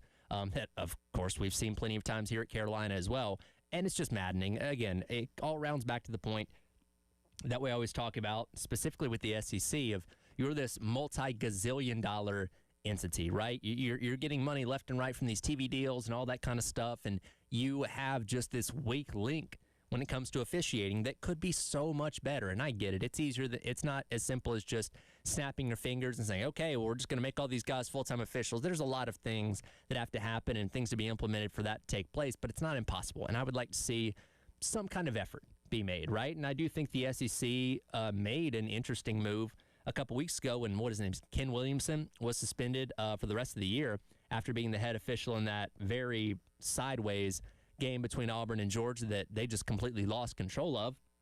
That's accountability. That's that kind of things we want to see. We don't want to see people lose their jobs necessarily. And again, that's not their full-time job, but it is a gig that pays the money in addition to whatever they do for full-time work. And we're not calling for people's heads here, but we just want to see accountability, because there's nothing more frustrating. And whether you're a fan of a team or just watching a game as a neutral observer of college football, to see a game that maybe you invested 3.5 hours in come down to a controversial call that was egregiously called the wrong way that ends up screwing one team out of a win and gifting it to another. And I'm not saying that's what always happens, but we've seen that plenty of times where those kind of things can affect it. And I'm not one of the people that puts on the tinfoil hat and says, well, that's the league trying to cheat for that school or they want that school to win. No, I just think officials generally do a poor job of officiating. I get it. It's a tough job. I would probably be even worse at it, but I'm not the one getting paid to do it. I'm not the one that goes through the training to do it, which is why I expect them to be better at their jobs than they currently are. And again, this is a prevalent thing across all of sports, really, but specifically college football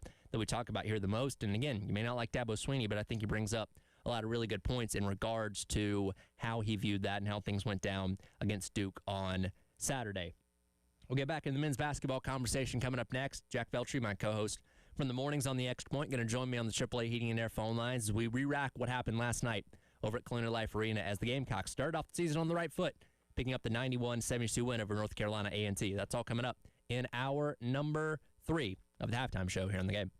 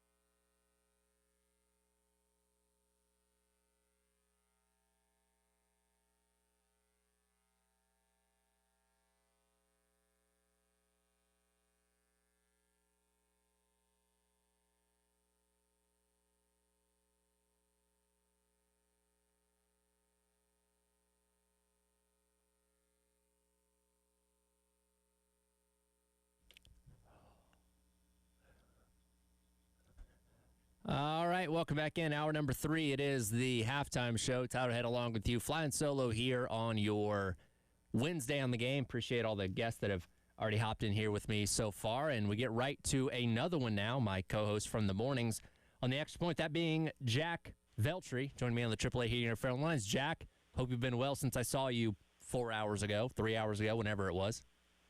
Yeah, man, I'm doing well, and yeah, I'm glad to be on here talking to you again. Thanks for having me on. A little bit of a quieter week. Of course, don't have the weekly press conferences with the staff and that kind of stuff. But though with this week and the move from offensive coordinator or moving on from Mike Shula, this will be the week we really want to talk to those people. So we'll get all that straightened away next week. Again, I just talked with Jordan in the last hour that we did learn that Mike Furry's officially going to be calling plays, which kind of was expected. So we kind of have that to discuss over the next week and a half leading into the A&M game, I guess. Yeah, I'm looking forward to seeing how that shakes out. Now, it does still seem like there's going to be that collective group effort of putting the game plan together for the play calling for the next 3 games, but it will ultimately be Mike Furry calling the plays from here on out, which I'm interested to see how this does shake out. But ultimately, at the end of the day, I mean, there's only so much you can do right now to save the rest of the season, as you're still going to be looking for a offensive coordinator after the season ends. Well, we're not here to talk about the negatives of football. We're here to talk about the positives of men's basketball, and I really hope that we finally have a men's sport this year that's going to give us some hope, because last year's men's basketball, last year's baseball, and this year's football have unfortunately all gone in the wrong direction. But at least for last night, men's basketball got themselves started off on the right foot. Yeah, 91-72 win last night over North Carolina A&T. And look, I mean, this is a good way to start the year, because you go back to last season, Tyler, it was a year ago yesterday that South Carolina lost to North Florida, that dreaded quad 4 loss at CLA to open last season. And we know how that season turned out for the Gamecocks. So getting off on the right foot, definitely a good way to begin the year. And look, I don't know what this team is going to ultimately be by season's end. I think they're going to be much better and much improved and potentially contending to be an NCAA tournament team near season's end. But, I mean, right now, they're looking good. I mean, they hit 14 three-pointers yesterday, got a lot of players involved. They had 5 double-digit scorers in this game, had 2 more get pretty close with 9 points apiece. I mean, just an overall very good game for South Carolina. Sure, we can talk about the turnovers and how they got to get those cleaned up. I mean, I think it simply just comes down to making some less sloppy passes. Don't be a little bit lazy with the ball at times. You avoid that, you'll be fine. But I'm very pleased with what I saw yesterday. And you, of course, had the benefit of seeing this team in their exhibition a week and a half ago against NC State. But for most of us, last night was the first time we truly laid eyes on this 25-26 team. But it backed up what a lot of the anticipation was going to the year and the excitement level that Lamont Paris, we had Tanner Bronson in studio last week, had been telling us about, and you know, that letting the ball fly from beyond the arc seemed to kind of be something that was going to be a signature of this team. And I get it, it's only one game against a lower end competitor like North Carolina A&T, but still, seeing the ball be so efficient coming out of those guys' hands was cool. And it's not just the fact he made 14 of those, but out of the 12 guys that went on the court last night, 11 of them attempted a three-pointer, 9 of them made it, the only exceptions being Eli Sparkman and Mike Sharvin-Jump. So you have guys that can score from all over the place, all up and down your lineup in your starting 5 and coming off the bench. Totally, and it's a nice asset to have that truly I don't think Lamont Paris has had to this extent in his coaching career since he became the Gamecocks head coach now in his 4th season. I mean, he's had shooters over the years, but this many guys to where he said it after the NC State exhibition game, everyone pretty much has the green light on this team to shoot besides Hayden Nesemian. I mean, we saw almost everybody, like you said, Tyler, shoot the 3-ball yesterday, take shots from all over the floor.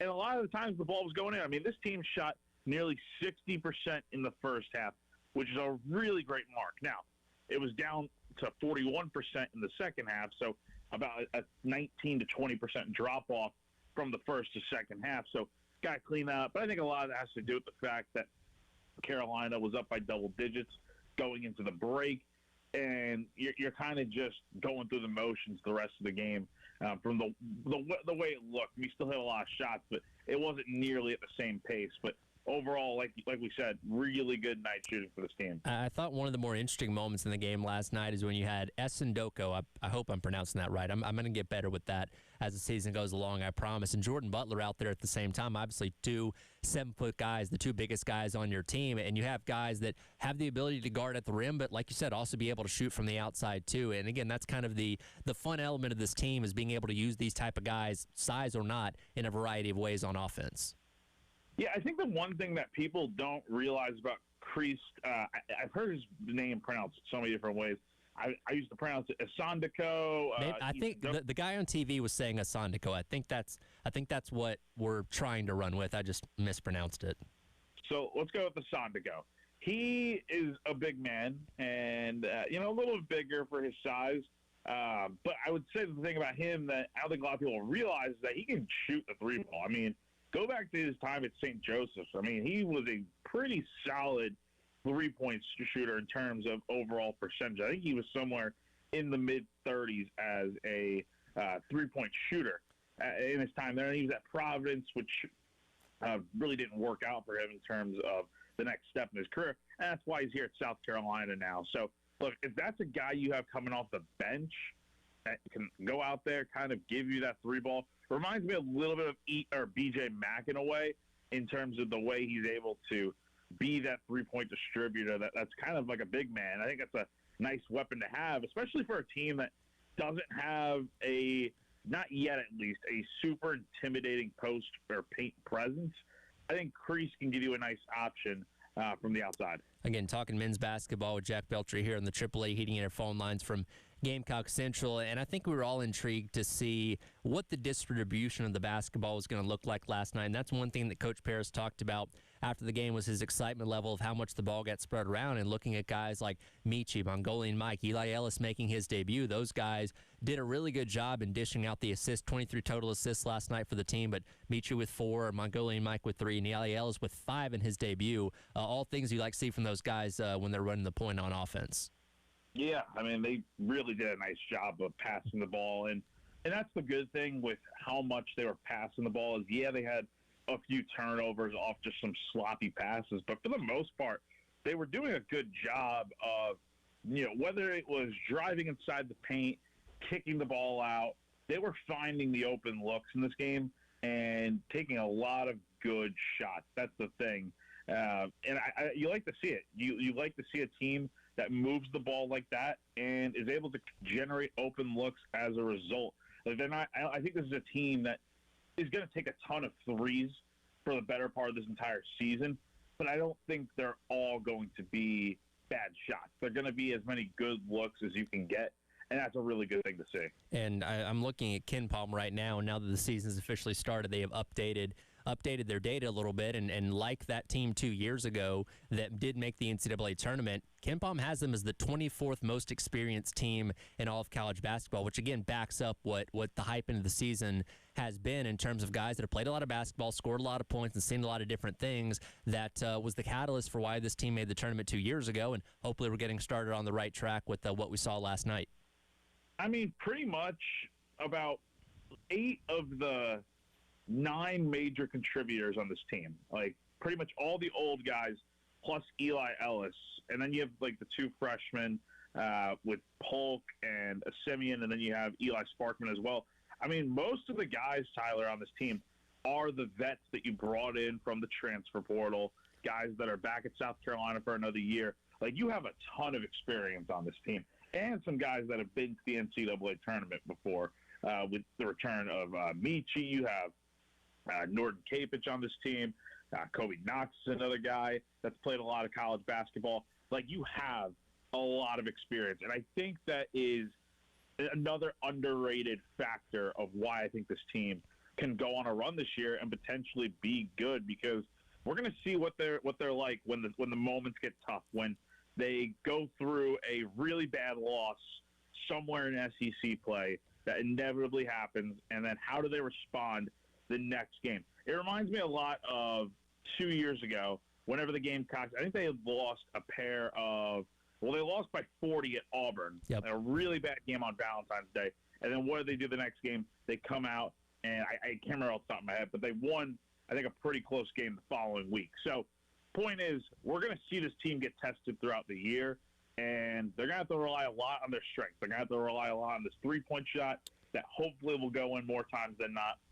They're going to have to continue to get better defensively, clean up the turnovers, and try to develop some paint presence, because I think having that takes a little bit of the stress off of the reliance of, hey, we need to hit X amount of three-pointers to win a game. But the experience that they have will no doubt help. Well, and that's the thing is three-point shooting comes and goes. You watch, enough basketball, you're going to have good nights. You're going to have bad nights. Last night was thankfully a good night. One more thing before I let you go here, and this is something that obviously when you saw as many guys get on the court last night, very glaring that Cam Scott and E.J. Walker were not involved in that. We learned after the game those two guys are going to be redshirting. And for E.J. Walker, maybe not a surprise coming in as a freshman, but Cam Scott, with the whole saga of him coming in, maybe not playing up to the standard last year, almost transferring out, then coming back, to be willing to take a basically year to develop is pretty significant for a guy like that, again, came in with so much hype a year ago. Yeah, so basically the explanation from Lamont Paris was that for Cam, it's kind of just going to be about developing his skills physically as well as on the court, and he's gonna really try to benefit a lot this year from running the scout team. Hopefully, that's the goal and hope that Lamont Paris has for him. So he wants him to dominate on the scout team when he's playing out there during practice this season. And look, Cam's got, I think, a bit to go until he's ready to be a real contributor for this team. He played 3 minutes in the exhibition game a few weeks back, was more so a reserve bench type of player last year that just did not see a ton of action. And when he did, he just really didn't perform well. So I feel like he kind of is a year away anyway from being a real factor on this team. And taking this season to take a step back, get to work on what you need to develop as a player to be ready to go for next year, I think is honestly a good sign of maturity from him. Well, team's back in action coming up on Sunday, taking on Southern Miss. Jack Belcher will be out there covering that, and hopefully we got more victories to talk about, as unfortunately football isn't giving us what we want as of right now. Appreciate it, Jack, and we'll talk to you tomorrow. All right, see you tomorrow. All right, Jack Belcher there of Gamecock Central joining me on the AAA Heating and Air phone lines. We'll continue on with the basketball conversation because Jack and I talked with Max Barr of Southeastern 16 a little bit earlier on this morning to discuss not only South Carolina and how they got their season started last night, but also the SEC as a whole, as the conference is off and running for the 25-26 college basketball season. We'll let you hear that conversation coming up next as the halftime show rolls along. It's out ahead on your Wednesday on the Game.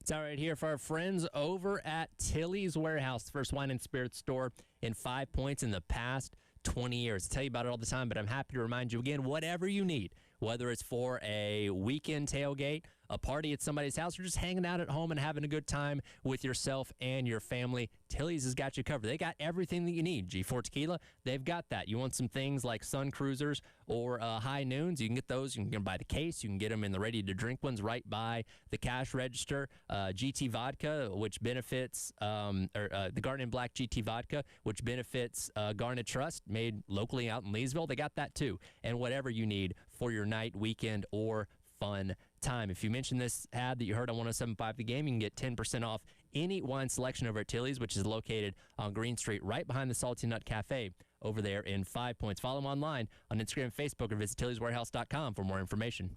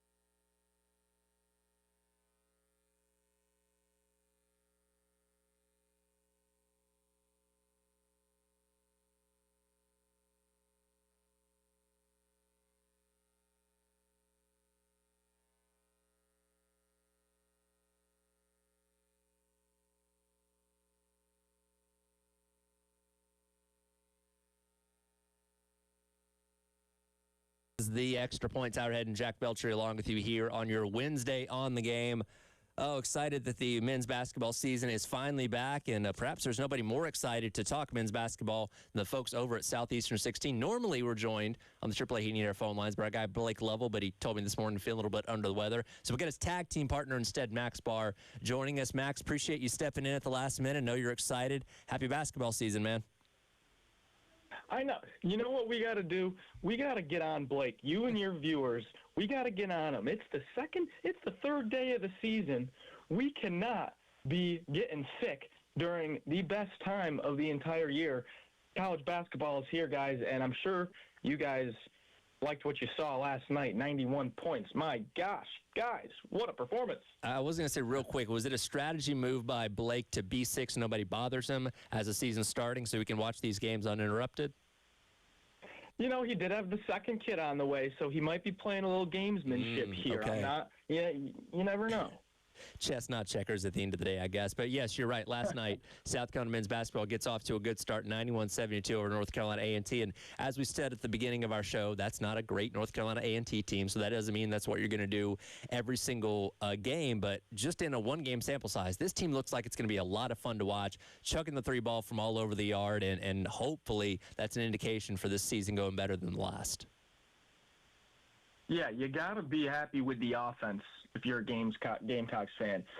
You just it would have just surpassed your season high in regulation from last year with 91 points. Never got there in regulation all of last year. So you're already looking at a much improved offense with 9 different players making a three. Now are 9 different players going to be making a three every single game? I think that's a little bit ambitious, but still you got the depth of shooting that you didn't have. And honestly, guys, I really think it all starts with Norton Kapich and his ability to completely change what this offense looked like last year with his ability, 6'8", 250. Still can get in there, rebound, and bang around with the big boys, but, man, does he have a nice shot. So, hey Max, sorry. I'm so used to talking to Blake when we're on here. Max, it's Jack Veltri. I appreciate you joining us, man. You mentioned Kapich, and I think something that, South Carolina can really shoot the ball, right? But I feel like they don't have that Kyler Murray Boyles in the paint. They don't have that size that you can necessarily, I think, rely on, inside the paint. But they can definitely shoot it from outside. I'll ask though about the size. Is that something that you would worry about for South Carolina at all this year? Well, I'm glad you asked that because a little bit, yes. You make 14 threes and shoot just under 44% from three, and you don't cover the analytical projection, the spread. You win the game and you make 14 threes and shoot 44% from outside, and then you move back analytically. You regress analytically because you didn't cover that projection. So if you asked me before the game, guys, hey, South Carolina, 9 different players are going to make a three. They're going to make 14 of them, and they're going to set their regulation season high from last year. They're already going to pass it. I would be like, all right, sign me up. But the interior defense, especially in that second half, you can't be giving up 44 points. I know that, Lamont Paris was playing around with lineups and you're going deep into, searching what's going to work, what's not going to work, and you're throwing things out there after being up 20 at half. But to answer your question, should you be concerned about the lack of size? Rim protection-wise, yeah, a little bit. It is definitely something to keep an eye on.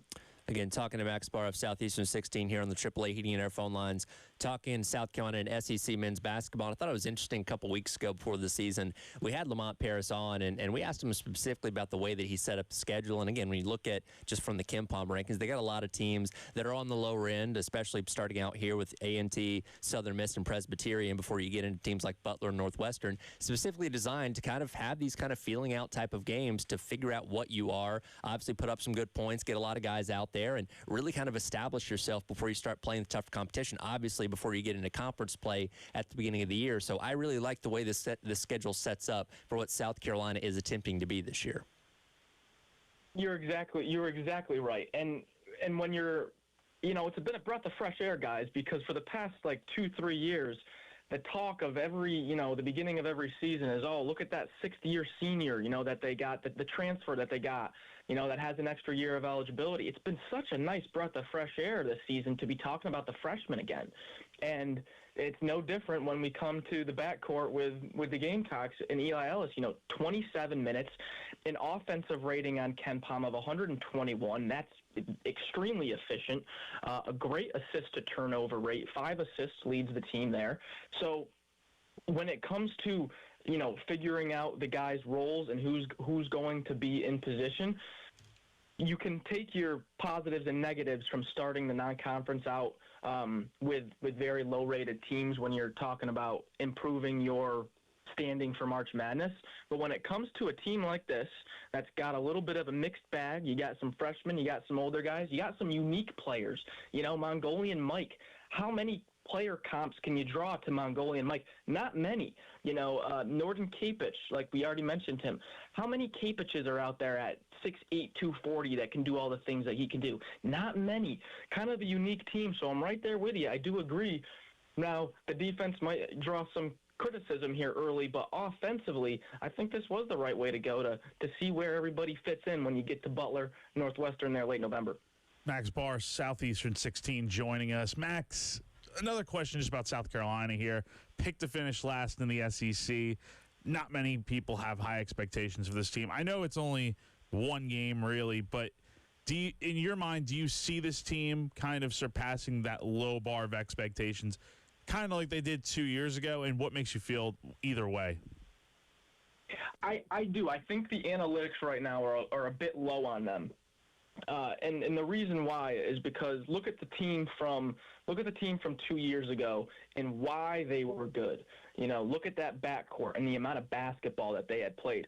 If you just look at if you look on whatever analytics site you like that shows you a lineup, the main lineup that South Carolina was playing had 4 seniors on the court at all times last year. And when it wasn't 4 seniors, it would be Elijah Strong, a junior, maybe Chris Desandoko, a junior. Jordan Butler played a little bit less than I thought he would. That was honestly a little bit surprising. I thought Jordan Butler would get in there a little bit more. But this is an old team with a little splash of freshman electricity there with Ellis, Hayden, Assemian, and who else. So great, Grant Polk, looks good at 6'6", 200. And so if you take the offense, and if that is consistent, 23 assists as a team. I know Lamont Paris said he was really pleased with the way the ball was shared. If this is how this offense is going to be, averaging around double-digit threes a game, Kapich spreads the floor way out, I think I trust Lamont Paris to get this defense. Right now, their analytical defense is 102. That would be the worst analytical defense of Lamont Paris' South Carolina stint. I trust him to get that thing a lot better than 102.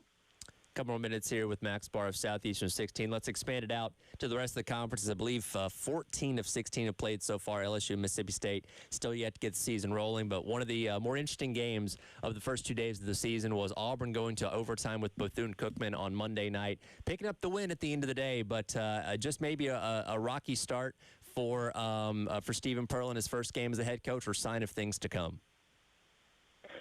Yeah, so it's tough. You don't want to overreact, and you do want to give Bethune-Cookman a ton of credit. This is a team that's loaded with high major talent. For the college basketball sickos out there, you'll recognize the name Arterio Morris, who's currently an upperclassman for Bethune-Cookman. He was on Texas and Kansas, got into legal troubles, which is why he's not at the high major level right now. But when he's playing on the basketball court, he's a high major talent. So you got to give credit to Bethune-Cookman. You're probably going to see them as a 14-15 seed in March. They're projected to finish top of their conference. But when it comes to Auburn moving forward, definitely room to be concerned. Analytically, they just dropped from 31st to 43rd. I know it's early, but right around that mid-40 ranges is usually where the bubble sits. That's where you're talking 9 seed, 10 seed, maybe a good 11 seed, right around that mid-40 ranges in your analytics. The main reason that I would be concerned, guys, is that interior defense. It doesn't look like the 6'8" international Filip Jovic is ready for a full starting SEC role. And it doesn't help that Keshawn Murphy, your tallest guy, is got a brace on his knee and working through that. So I think Auburn will be fine. Bethune-Cookman is a very, very good mid-major, but I am really worried about this interior defense. It is a lot different than Janai Broome and Dylan Cardwell last year. It's going to be fun to see this entire league play out as the season goes along. Max, again, we appreciate you jumping in here at the last minute, and I'm sure we'll be talking to you and Blake as the season rolls on. No, thank you so much, guys. It was a pleasure.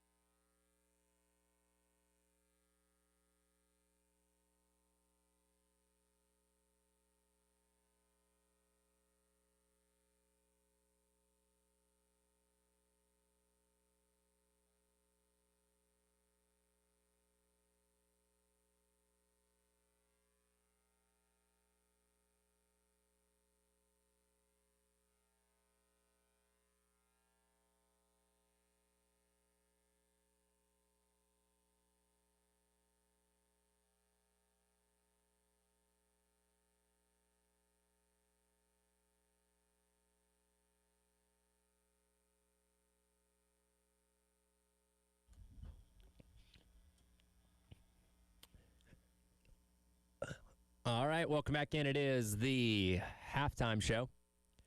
Tyler Ed along with you, flying solo here on your Wednesday on the game. Appreciate everybody hanging out. We want to get back into the college football playoff rankings here in just a second, but since we are on the topic of basketball, this news dropping within the last hour, South Carolina women's basketball taking on UConn will be back on the schedule in 2026. Of course, those two teams have played each other in the regular season many times over the years, including several years consecutively. Of course, met in the national championship game last year, but those two not set to square off in the regular season this year. Obviously, a very good chance they could see each other in the postseason once again, but they'll be back for the Hall of Fame Women's Showcase at the Mohegan Sun Arena in Connecticut coming up next November 24th in 2026. So they'll be back on the schedule again. Still a chance for them to see each other before that comes along, depending on how things go with the NCAA tournament. But officially being back on the schedule in the regular season coming up next year. So certainly looking forward to that. Last night, College Football Playoff Committee released its initial top 25 rankings for 2025 as we enter the final month of college football's regular season and start setting the table on who's going to be in and a part of the second edition of the 12-team college football playoff. And really, as I look at these rankings that came out last night, of the 25 teams in, the top 25, obviously, realistically, I could say about like 23 of them are still in some way alive in terms of being able to get themselves into the college football playoff. I look at Washington as a 2-loss team in the Big Ten, where seemingly their only pathway is to get in by being a conference champion, though they do get to play Oregon at the end of the regular year, which would be a quality win, though I don't think it's enough to shoot them up that far in the rankings to get in as an at-large. I feel pretty comfortable saying I don't think they have a chance to get into the top 12 otherwise, or get in via the conference championship, because I don't think a 2-loss team's going to get in that way, especially when it's already lost to Ohio State, who would need them to lose at least 3 games to be able to win the tiebreaker over them, which obviously is just not going to happen. And then Tennessee, and we positioned this past weekend when they took on Oklahoma. That was a de facto playoff elimination game because both those teams came in with 2 losses, both in conference play already on the season. Oklahoma goes in, picks up the win on the road in Neyland, and drops Tennessee to 6-3. So I feel pretty comfortable saying they're probably not in the mix for the college football playoff anymore, despite being in the top 25. But that means 23 of the 25 teams still very much alive, not to mention the fact that you have G5 teams like Memphis and really all the G5 teams that did not get ranked last night because none of them were in the initial top 25. And I'm assuming it's going to come out of the American, and that race is wide freaking open right now. Navy and North Texas and Memphis and Tulane. Like, I don't know who's going to come out of there and represent the G5, but it's likely going to come out of that conference this year as opposed to the Mountain West like it was last year when it came to Boise State. The question that gets asked every time we see these rankings come out is how many teams can each conference get in at the end of the season. And the SEC is very well represented in this top 25. They got 9 out of 25 teams. And again, I said Tennessee probably didn't have a chance, but 8 teams do. Missouri being the lowest of those, 8 teams either have 0, 1, or 2 losses so far. And we feel pretty comfortable in saying if you're 10-2 in the SEC, you got a pretty good shot at getting in. And there's a lot of football to be played over the course of the next month. Missouri's taking on Texas A&M this week, and I believe that game is in Como. Now, they don't have their starting quarterback in Bo Prabula. Max Zollers is going to be starting there, so that is going to be a hindrance to them. But let's just say Missouri pulls off the upset, keeps themselves alive as a 2-loss team, and that would have to be the first loss for Texas A&M. That could kind of start the domino effect of a lot of different teams positioning themselves to get in. And just kind of skimming through the schedules, and there's a lot of variables at play here. I believe there is a pathway where you could have, if I'm reading it correctly, 6 1 or 2 loss teams in the SEC when it is all said and done at the end of the month. Now, again, that's asking a lot, and there's a lot of football to be played, but it's within the realm of possibility something like that could happen. Now, do I think 6 teams are going to get in via the SEC? Probably not. But I think you make a strong case for 4, maybe 5. I saw Heather Dinich and Paul Feinbaum were stumping for 5 earlier on this morning on or late last night, whenever it was, on ESPN because of how strong the SEC was represented in the initial top 25 rankings. And right now, you're looking at a collision course between A&M and Alabama playing in the SEC championship game, assuming both those teams are able to win out. Not going to be easy. A&M, again, has to play Missouri. They got to play Texas at the end of the regular year. So not a slam dunk guarantee by any means. But if they continue to win out, both those teams will not only play for the conference championship, but both be in the college football playoff at that point in time as well. Georgia and Ole Miss, assuming, and both those teams as well, all 4 of the teams in the SEC that are ranked inside the top 10 can afford another loss, right? Now, you can't go out there and lose to a G5 or an FCS team. That would hurt. But, if Georgia lost to Texas next weekend, that wouldn't kill their chances. If Ole Miss lost to Mississippi State, that wouldn't kill their chances. It's not great, obviously, but you can still afford a second loss. Same thing with Alabama, and obviously A&M has an opportunity to maybe lose a couple of games and still be very much in the mix as of that. And Texas, Oklahoma, again, they're going to have a lot of crossover of teams playing each other, so you don't really know how it's going to play out. But they're in a good position if they continue to win out and teams ahead of them lose and all that movement happens. They could still find their way into the top 25. And Vanderbilt, who again just lost to Texas this past weekend, still has the opportunity to play what I'm assuming will be another ranked team in Tennessee by the time they get there at the end of the regular season.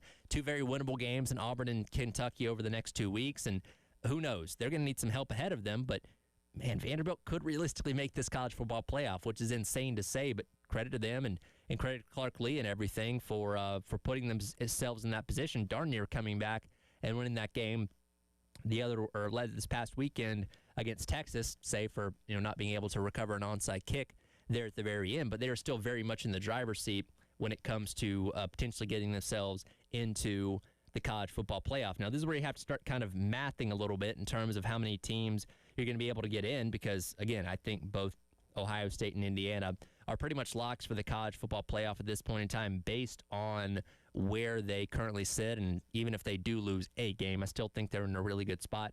Oregon's sitting at 7-1. They can afford to lose another one and probably be in an okay shape as long as it's not an egregiously bad loss.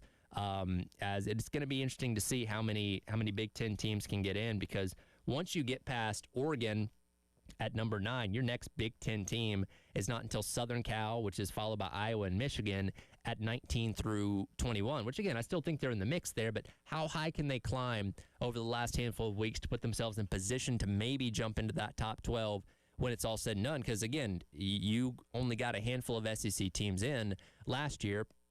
You, of course, had the conference champion in Georgia. You had the runner-up in Texas. You had Tennessee make it in there as well, and I believe that was all the representatives, but not nearly as many teams as we thought were going to get in because you had the mix of Alabama, Ole Miss, and South Carolina just on the outside looking in. But assuming chaos does not completely derail everything, the SEC, I believe, is in position to get the most teams in as of right now. Now, again, a lot of football left to be played, a lot of chaos kind of unfold over the course of these last couple of weeks. But if you're Greg Sankey and you're looking at the way your conference is set up right now, again, assuming things don't just completely fall apart, you probably will have the most teams in the college football playoff. But how many of those bids can be taken by at-larges from the Big 12 and the ACC? We'll talk about that as we wrap up the hour coming up next. It is the Halftime Show. Tyler Head along with you, flying solo here on your Wednesday on the Game.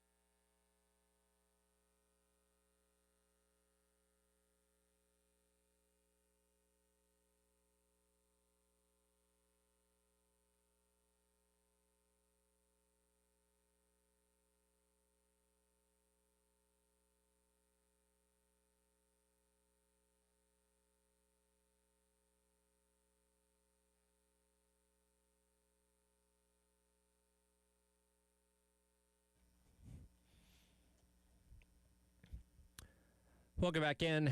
Halftime show. Tyler Head wrapping things up here on your Wednesday on the game. Appreciate everybody that's been listening along. Bill Gunner will be back in here tomorrow as well as Captain Dave. So we'll kind of get things back to normal there as we'll get you closer to the weekend of your bye week where, hey, you can kind of kick your feet up and actually watch some stress-free football and not have to worry about whatever South Carolina's doing, which will be kind of nice. And this will be the first weekend where we can look at everything through the scope of the new college football playoff rankings and what that's going to mean over the course of the next several weeks. And I'm interested to see this weekend as well how wins and losses drastically affect the rankings based on the new metric that the College Football Playoff Committee has decided to use for this year, where they do kind of take into account a little bit more of how you performed against your schedule, what your wins are, your losses are, and all that kind of stuff, and focusing on more than just the perceived overall record, which is something that this year's committee chair, Mack Rhoades, who's the athletic director at Baylor, talked about last night on the Rankings Reveal show. Yeah, I think it's always part of the discussion when we're talking about wins and losses. That's extremely important. But again, we have, a variety of tools at our disposal. And so not one is weighted more than the other. We're sitting here and we're looking at head-to-head. We're looking at common opponent. We're looking at schedule strength. We're looking at record strength. We're looking at all of the analytics. And so we truly try to look at each team on its own and its body of work. And I think that's why we wait as a committee, CFP, to begin our rankings, at this point in time of the year where we've got a body of work that we can look at for each of the teams. And I think when you look at the playoff top 25 that came out last night, and again, the prevailing perception is that the SEC and the Big Ten are the two toughest conferences in college football, and the way the rankings came out last night reflected that. When you look at the top 12, 9 out of the 12 teams come from either the Big Ten or the SEC, with the SEC holding most of that with half of the representatives in the top 12. The three exceptions being BYU and Texas Tech coming in at 7 and 8, and then Notre Dame as an independent coming in at number 10. And again, I feel good about the SEC's chances of getting more teams in the playoff than the other conferences, but how many spots becomes the question. And it also begs the question of, well, how many spots are these other leagues going to be able to get? Again, it seems like the Big Ten is destined to have 2 for sure in Ohio State and Indiana. Assuming Oregon can win out, they'll be in as well. I don't know, again, going down to Southern Cal, Iowa, and Michigan, if any of them can vault their way in with the schedule that they have remaining. Again, going to have a lot of chaos ahead of them going on there. There is a pathway. And look, if Notre Dame continues to win out, I think they're probably in as a 10-2 team that would have won 10 straight games at that point in time. Based on them being number 10 in last night's ranking, I don't see them really falling out in that regard. What becomes interesting is the Big 12 and the ACC, right? Because they're guaranteed to have their conference champion in. And the Big 12 specifically, and I think this weekend's game between BYU and Texas Tech is extremely important in terms of how this sets up for the conference to potentially get in more than one team, because they're the only 2 teams currently ranked inside of the top 12 as of right now. The next closest team is Utah, who's got 2 losses already, sitting at 4-2 overall.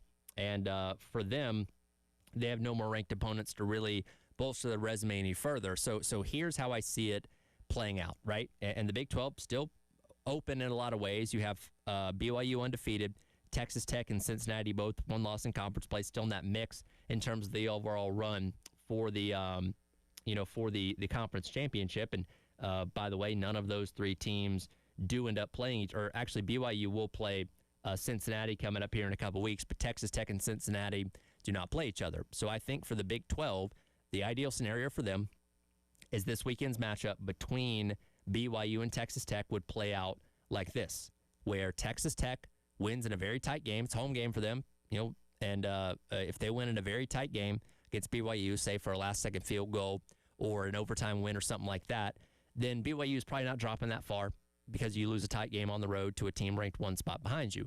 Ideally, then, BYU would continue to be undefeated by beating Cincinnati. Texas Tech wins out, and those 2 teams rematch in the conference championship, and then BYU wins that matchup. So you have a split down the middle of those 2 teams splitting a series, essentially. still being ranked very high by virtue of winning all but one of their games each.